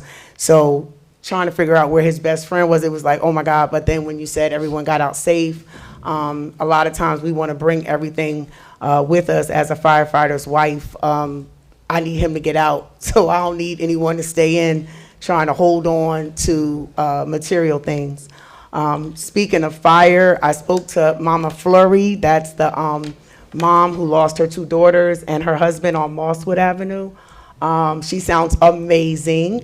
Council President Wooten linked her up with someone else that wanted to give her money, and then Bethel Baptist reached out to me. They had money for her, so people have not forgotten, and it's so important that after a tragic event, people say, I'll be there for you if you need anything, but the community is still contacting me, and I'm still putting them in contact with her, and I've even stepped back so that they could, you know, have a conversation with her, because she likes the calls. I try to get off the phone because I'll start crying in a heartbeat what she has lost, but she sounds so good.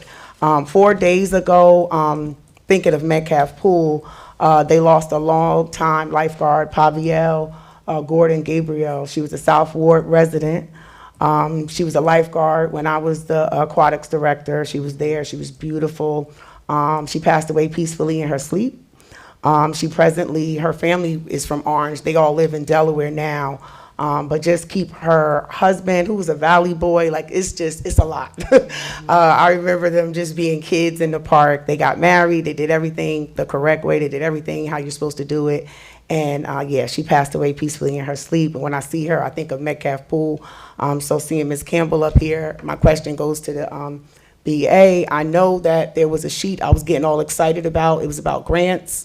And I did see Metcalf on there. I did see, I think, the playground area. So when you meet with Ms. Campbell, could you just either update her, update me, or both of us just on what grants we've applied to, what we've received? Because I know there was talk of making it like a sensory playground area at one point. I know I've been asking for that, just because there's one in Bloomfield in the county park, and our autistic community and special needs community is growing.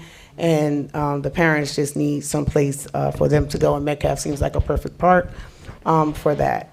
I'm also pleased to announce Council President, myself, and South Ward District Leader Veronica Scott, we're putting together a caregiver support group meeting because life is lifing, and we are now caregivers, and we just thought we need to bring a lot of the people from the community to get resources and encouragement and a safe space. I believe we said it's Sunday, the first Sunday of March. The third Sunday of March, but we're gonna put it all out there, but just to let people know, just be out on the lookout for that. I wanna thank code enforcement. I've been on the phone with code enforcement every single day, on my lunch, in the morning, after school, because I have a building that didn't have heat, now they have heat, elevator broke. I walked them 8 floors, 8 flights. People can't do laundry, they can't grocery shop because they can't go up and down the steps. I'll be there tomorrow with a lawyer just to help them understand how they can withhold their rent in escrow properly. And I didn't see my mirror this morning on Argyle and Scotland, BA. They're working on installing it. All right. I'm there every day. 7:30, you can meet me there. I'll call you when they're putting it in. Okay, all right. I just called you out, I'm sorry. All right. As we continue to serve and uplift our community, I'm reminded by the powerful words of Shirley Chisholm, service is the rent that you pay for the room on this earth. Thank you. So first I want to say happy Black History Month to everyone, but I live Black history every single day. And when I say that I am so glad and so proud to be Black, I am so glad and so proud to be Black. That's nothing against anybody else. I am so glad to be the daughter of a sharecropper, Oscar Wooten. So glad. Wouldn't have it any other way. My mother, Elizabeth Wooten, who's still with me, so glad. And so whenever I say Black history, you're looking at Black history, because when I was 5 years old, going out to look at Christmas lights, we turned a corner and there was a 8-foot cross burning in the yard. So I grew up in North Carolina where it's real. Not saying it is real up here, but during the time that I grew up, it was real. My father was a POW, a prisoner of war in the Korean War. He was a prisoner for 2.5 years, so I'm Black history. Because had it not been for the United States and him not being traded to come back over here, I wouldn't be here. So whenever I say Black history is me, it's me. I went to University of North Carolina, A&T, so I got Aggie pride. I got all that swag. Like, Black history is me, and I don't think you understand it. And with Black history, there is this one man that every grandmother, every great-grandmother, every mother, every sister, every auntie down south talked about from the time I was a baby, and that's God. So I might get in trouble for saying that, but it is God, and he is in my life. So I just want you to know I'm Black history, and he plants me wherever he wants me to be in my life, right? He puts me where he wants me to be. He put me in this chair. So I give all honor and praise to him all the time. So when you think about Black History Month, you think about Adrian K. Wooten, you think about my father, Oscar Wooten, who was a POW, you think about my mother, who was a seamstress, you think about my father that had the first drapery business in Greensboro, North Carolina, raised 3 daughters, none of us went to jail, all of us went to school, good girls. You think about my 3 kids, nobody never went to jail, they went to school, they're living their own lives. You think about me being a mom that lost her son in 2019, and I stand up and I get up every single day. And I'm allowed to do that, and I'm able to do that because he allows me to do that. So I'm not afraid of anything, I'm not afraid of anyone. So when you come and say, this is gonna happen to you, that's gonna happen to you, just know I'm Black history, and nothing is going to happen to me without the Lord Jesus Christ. And that's all I'm saying about Black history. Now I'm going to talk about the meeting. Had a meeting, council colleagues showed up. It was standing room only. We had Congresswoman MacGyver's table here. Madeline was here giving out information about what you could get on the congressional level. Senator Timberlake's office was here, what you could get on the Senate level. Mike Venetia's office was here, what you can get in the legislature. You talk to those people, you got information. We got a lot of stuff in our offices today that we're dealing with. So I was so happy that they joined us. See, that's another thing about Black history too, right? So they were here. We didn't count the people. We had 52 questions that were asked. I decided to do a fishbowl type of meeting. In doing a fishbowl type of meeting, I'm so hyped right now. Y'all don't even know. Y'all don't even know. So in doing that meeting, it allows everyone to get their question out, right? So when you have a meeting and you allow people, as I did when I did Coffee and Conversations, some people would monopolize the mic for 20 minutes and you couldn't get them away. And then you would have little old Miss Jones or little old Miss Smith who could never talk. So when you do a fishbowl meeting, you take up 52 business cards or, index cards or cards that I cut up from cardboard, okay, different colors.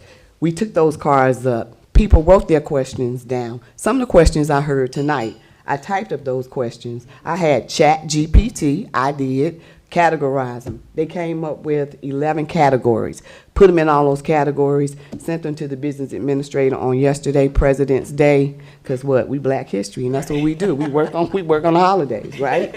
Sent them to the business administrator. He received them, also sent them to the mayor and sent them to the assistant business administrator. Hopefully and prayerfully he'll get that information back to us by Friday. That document will go out to the citizens. So as Mr. Grove stated, and one of his questions was, he spoke about communication. So it's going to go out to about 8,000 people that we have their emails via text message, right? We have about 10 or 15,000, I think, it might not even be that much or it might be less, for people that we text on our texts. And then we're going to put it out on social media. And then a copy of it is going to be here in the council vestibule out there. And then we're going to walk around and give it to you to make sure that you get your questions to your answer. And that's transparency. And when you do a fishbowl meeting, it allows you to do that. It allows those people to come in and give you 52 questions about everything. As Councilwoman Summers Johnson said, we are going to do a caregivers event. We are caregivers. Some of you are caregivers probably in your everyday life too. It's imperative we bring in a social worker. We're also going to have someone to pamper us because we're the strong people. And people always say on Facebook, think about your strong friends, call your strong friends, because we lift so many people up. That's Black History too, because we lift a lot of people up. But we are gonna do that. We wanna do that for the residents, and we wanna do it for us. So, with that being said, I'm gonna close my spiel about Black history, but y'all think about it every day and just think that there's nothing that scares me. Nothing. I have a son that's in a graveyard. What do you think that you could do to me to make me fear? And all of that, he tells me where I'm gonna be. No man, him. And if you don't believe that, I'm sorry. And with that, Madam Clerk, but Councilwoman Easton, I'm done. Live in faith and not fear.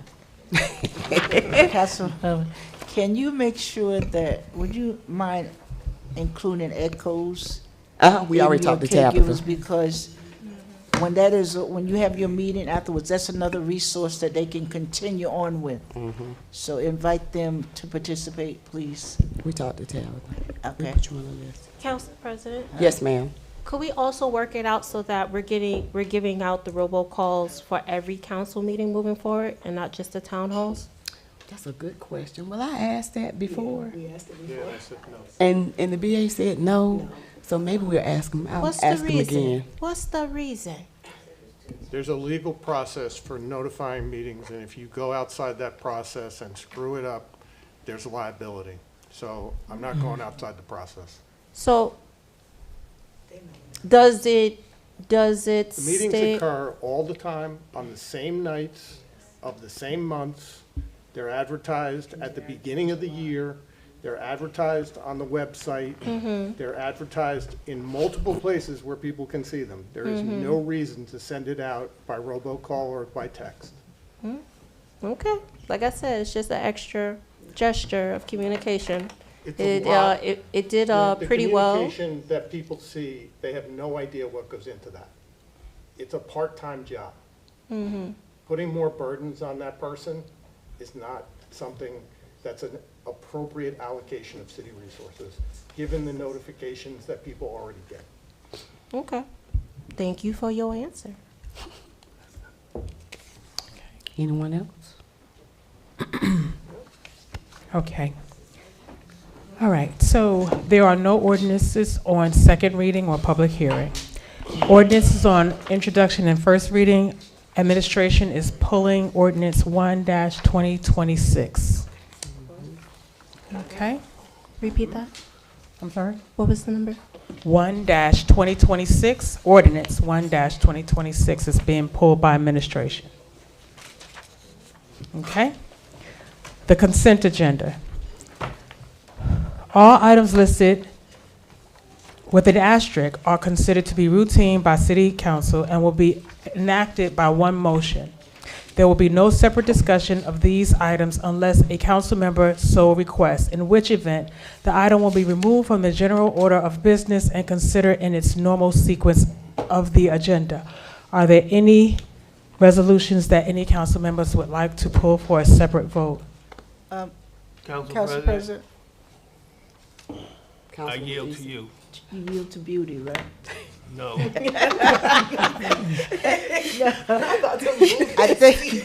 think our business administrator was pulling 126. Yes, we'll announce that, yes. All right. Councilman Ross? No, that's what I was gonna want to have pulled. Yes. Anyone else? Okay. The consent agenda consists of 106, 107, 108, 109, 110, 111, 112, 113, 114, 115, 116, 117, 118 as amended, 119, 120, 121, 122, 123 as amended, 124, 125, 120, and 127. Is there a motion to adopt the consent agenda? Motion to adopt consent agenda, Summers Johnson. Second, Hilbert. Motion by Councilwoman Summers Johnson, second by Councilwoman Hilbert. On the motion, any questions? Roll call. Councilman Coley. Yes. Councilwoman Easton, Yes. Councilwoman Hilbert, Yes. Councilman Montague III, Yes. Councilman Ross. Yes. Councilwoman Summers Johnson. Yes. Council President Wooten. Yes. That's 7 yeas. This has been approved. That was pulled. So let's go to the next page. Okay, new business, walk-on ordinances, walk-on resolutions, and other pending business. There are 1, 2, 3, 4, 5 for consideration, 6 for consideration, but we're going to start with these 5. Walk-on Point of order, you didn't do 53. postpone doesn't come yet. That's old business though, you going to new business, right? No, we're going to, new business and walk-ons come before that postpone. Oh, really? Mhm. Oh, okay. Yes, ma'am. We'll walk on resolution 128-2026, a resolution of the City of Orange Township in the County of Essex, State of New Jersey, providing for the combination of certain bond ordinances and determining the form and other details of the offering of not to exceed $4,995,000 general improvement bond series 2 2026 qualified pursuant to the Municipal Qualified Bond Improvement Bonds Act, Qualified Bond Act constituting PL 1976C 38 as amended, and providing for their sale and determining certain other matters with respect thereto. B, authorizing the sale of issuance of $28,634,944 in bond anticipation notes, Series 2026 tax exempt, consisting of $9,348,394, general improvement notes, Series 2026, and $19,286,550 water utility emergency notes, Series 2026, federally taxable. Resolution 129-2026, a resolution to appoint Lurch, Vinci, and Bliss LLP of 17-17 Route 208, Fair Lawn, New Jersey, 07410, to provide finance, administration, water and sewer, and parking utility consultant services to the City of Orange Township's Finance Department and Administration for the period of January 1, 2026 through December 31, 2026 for an amount not to exceed $150,000. Resolution 130-2026 WO, an enabling resolution authorizing the application for a supplemental funding request by the Department of Public Works and Engineering from the State of New Jersey Department of Environmental Protection's 2026 Green Acres Program for Metcalf Park improvements.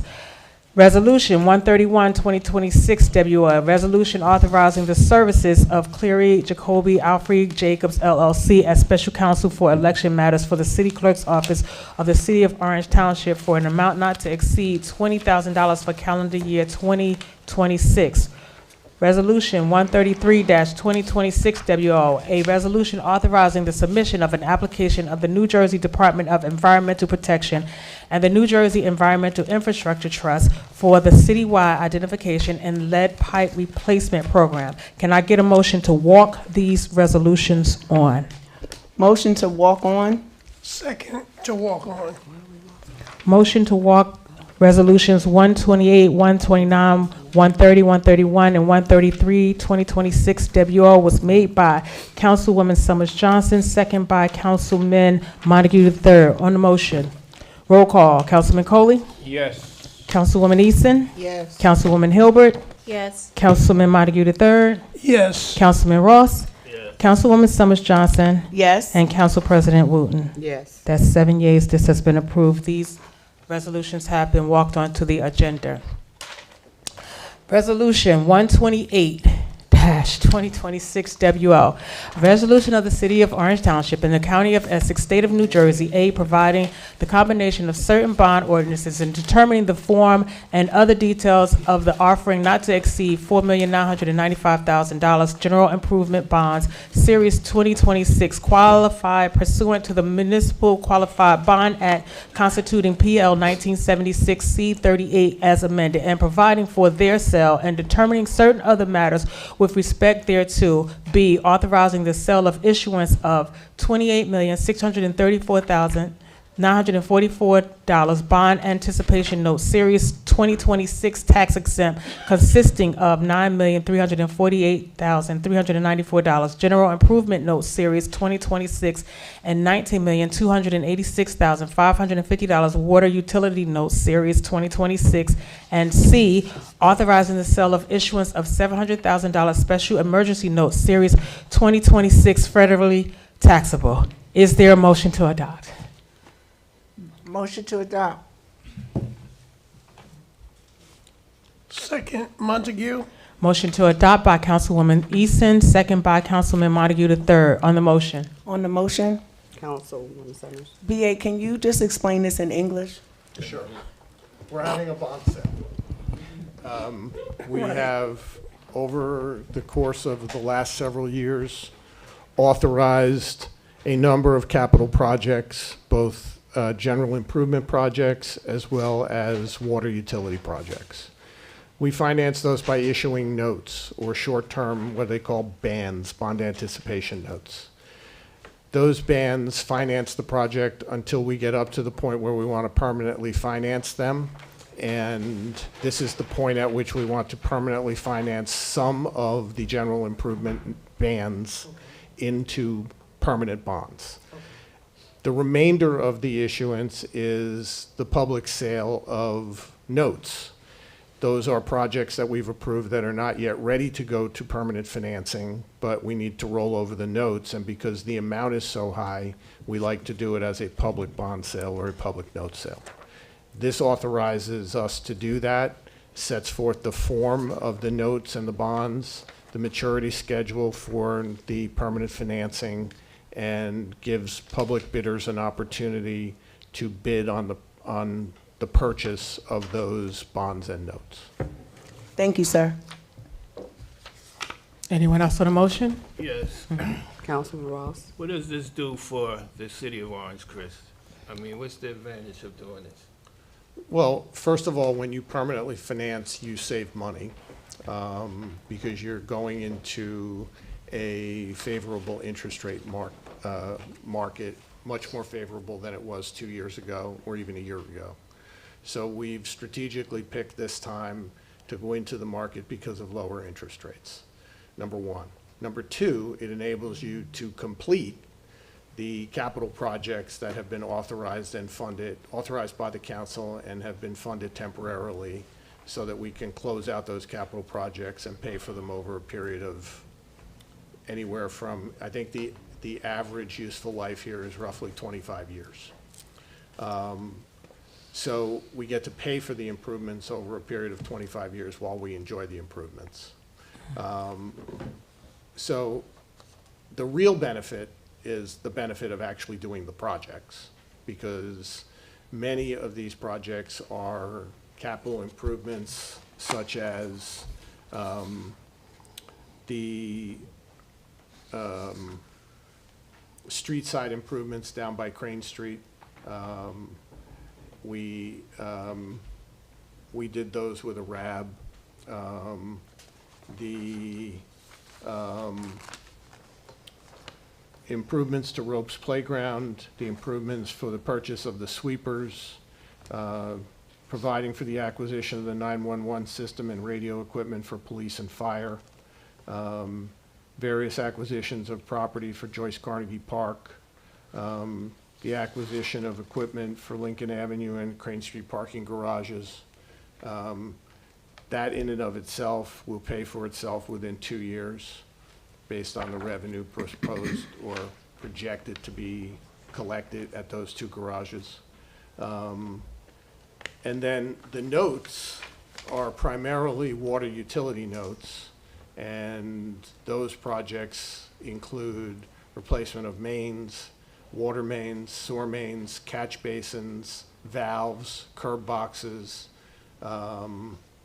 and some of the temporary PFAS treatment plans. So they're all authorized capital projects that make improvements to the city. So if this was hypothetically voted down these projects wouldn't get done? Well, two things would happen. One, when you keep projects in bond anticipation notes, you have to pay down a chunk of that bond anticipation note every year. So it would have significant budgetary impacts because instead of spreading that cost out over 25 years, you have to pay it down in 9. I think in this case, it would be even less because we've had them in bond anticipation notes for a couple of years already. So, and number two, if the project hasn't started, then, and this doesn't get voted forward, then those projects would have to be canceled. Has our bond council looked at this and agreed with this? Bond council drafted this. Okay. Thank you. Good questions. Thank you. Thank you. Anyone else? Okay. Roll call, Councilman Coley. Yes. Councilwoman Easton. Yes. Councilwoman Hilbert.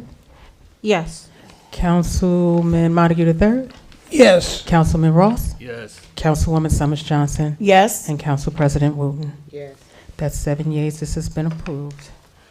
Resolution 129-2026 WO, a resolution to appoint Lurch, Vinci, and Bliss LLP of 17-17 Route 208, Fair Lawn, New Jersey 07410, to provide finance, administration, water and sewer, and parking utility consultant services to the City of Orange Township's Finance Department and Administration for the period of January 1, 2026 through December 31st, 2026 for an amount not to exceed $150,000. Is there a motion to adopt?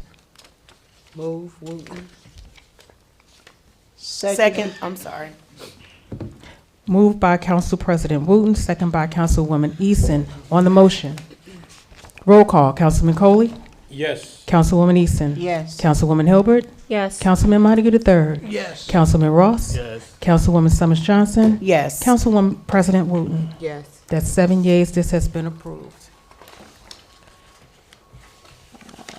Okay. Turn page. Resolution 130-2026 WO, an enabling resolution authorizing the application for a supplemental funding request by the Department of Public Works and Engineering from the State of New Jersey Department of Environmental Protection 2026 Green Acres Program for Metcalf Park improvements. Is there a motion to adopt? Motion. Second, Hilbert. Motion by Council Member Montague III, second by Councilwoman Hilbert. On the motion? On the motion, Councilman Ross. can I get an explanation, Mr. VA? Sure. So, as you know, we were supposed to have a Green Acres hearing tonight on a separate project. The reason, it was for the baseball fields. The reason that we couldn't have the hearing was because we spoke to Green Acres. There was Green Acres funded work done on the baseball fields within the last 20 years, and you can't use Green Acres funds within a 20-year period for the same project. So instead of identifying a new project, we went back to an older project, which was the dog park for Metcalf Park. And we decided that we would enable, through this resolution, the reallocation of the focus to that project. And that's what this does. Anyone else? I have a question, Mr. BA. So with the dog park, Yes. are we gonna say this is for little dogs? Or are we? Your dog cannot go in that park. I'm gonna put a sign. I'm sorry. Have y'all seen her dog? Or No, is it's it for gonna, little dogs. No, I'm looking. I'm not or gonna is it all size dogs, or? All kidding aside, I don't know the answer to that question. Okay, My dog. okay. In fairness, I'd have to check with the director to see if they've gotten that far in terms of the design. Okay. Councilwoman, so I'm gonna tell Gil. Anyone else on the motion? Yes, on the motion. Councilman Coley. On the motion, if, I guess this can happen at any park, but being this is designated a dog park, if someone is bitten by some dog, Being that we are designating this as a dog park, are we going to assume that the liability for that? I'm not a lawyer, but I'll play one very quickly. So typically, dog bites are the responsibility of the owner of the dog, and this is a one-bite state. Should watch So- Judge Judy. It's always the owner that has to pay the bill. Yes, she did. If your dog bite me, Oh, you responsible. City Attorney didn't say anything. Mr. City Attorney, you? I agree. Okay, okay. Yep. Thank you. If your dog bites me. That's not to say that we won't get sued. Anybody can sue us. Right. I was knocking teeth out. We just have a good defense. Right.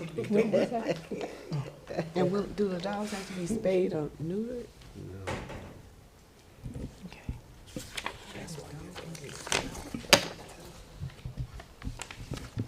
Anyone else on the motion?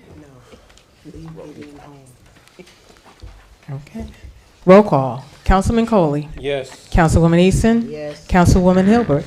Yes. Councilman Montague III. Yes. Councilman Ross. Yes. Councilwoman Summers Johnson. Yes. Council President Wooten. Yes, ma'am. That's 7 yeas. This is approved. Resolution 131-2026 WO, a resolution authorizing the services of Cleary Jacoby Alfredi Jacobs LLC as special counsel for election matters for the city clerk's office of the city of Orange Township for an amount not to exceed $20,000 for the calendar year 2026. Is there a motion to adopt? Motion. Second, Ross. Motion by Councilman Montague III, second by Councilman Ross. On the motion. Roll call. Councilman Coley? Yes. Councilwoman Easton? Yes. Councilwoman Hilbert? Yes. Councilman Montague III? Yes. Councilman Ross? Yes. Councilwoman Summers Johnson? Yes. Council President Wooten? Yes. Yes, that's 7 yeas. This has been approved. Resolution 133-2026 WO, a resolution authorizing the submission of an application to the New Jersey Department of Environmental Protection and the New Jersey Environmental Infrastructure Trust for the citywide identification and lead pipe replacement program. Is there a motion to adopt? Motion to adopt, Ross. Is there a second? Second, Hilbert. Motion by Councilman Ross, second by Councilwoman Hilbert. On the motion, roll call. Councilwoman Coley. Yes. Councilwoman Easton. Yes. Councilwoman Hilbert. Yes. Councilman Montague III. Yes. Councilman Ross. Yes. Councilwoman Summers Johnson. Yes. Council President Wooten. Oh, yes. That's 7 yeas. This is approved. I'm going to turn it over now to our city attorney. Council President, if I may. There's a walk-on resolution proposed, Resolution 132-2026. I recommend going into executive session before that resolution is considered to discuss the legalities of the proposed walk-on resolution. Would you repeat that? There's a proposed walk-on resolution 132-2026. Before that resolution is considered as a walk-on, I'd recommend that we go into executive session to discuss the legalities of the proposed resolution. Okay.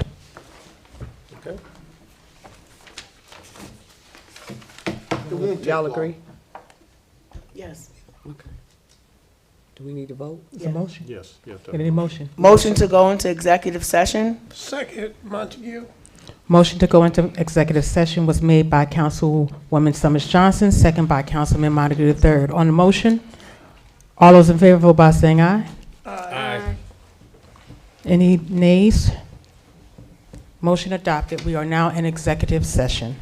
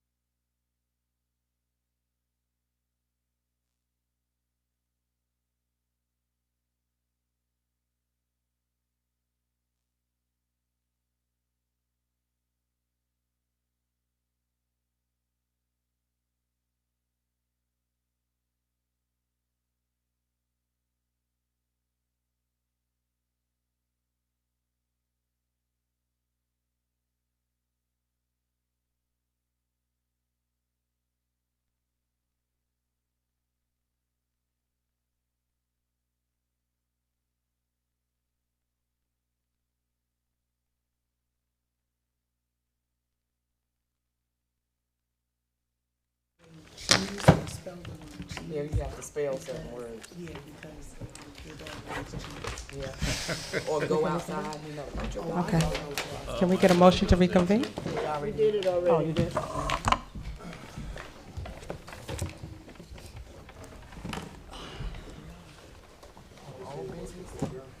Ready?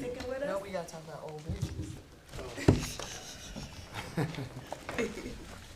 Right? Yes. Okay. You running from somebody. Postponed, ordinance 53-2025, an ordinance to amend the code of the City of Orange Township, Chapter 200, entitled Vehicles and Traffic, Section 200-33, entitled Schedule 2, No Parking, Certain Hours, Central Avenue, sponsored by Councilman Coley. This has been postponed. The recommendation is to remain postponed. Yes, I was actually postponed, yes. Yes. Second, A motion to postpone was made by Councilman Coley, second by Councilwoman Easton. On the motion, Councilman Coley? Yes. Councilwoman Easton? yes. Councilwoman Hilbert? Yes. Councilman Montague III? Yes. Councilman Ross? Yes. Councilwoman Summers Johnson? Yes. Council President Wooten? Yes. That's 7 yeas. This is approved to remain postponed. Is there a motion to adjourn? Motion to adjourn? Second. Motion to adjourn by Councilwoman Summers Johnson, second by Councilman Montague III. On the motion, all those in favor vote by saying aye. Aye. Any opposed? Meeting is adjourned at 9:30 p.m.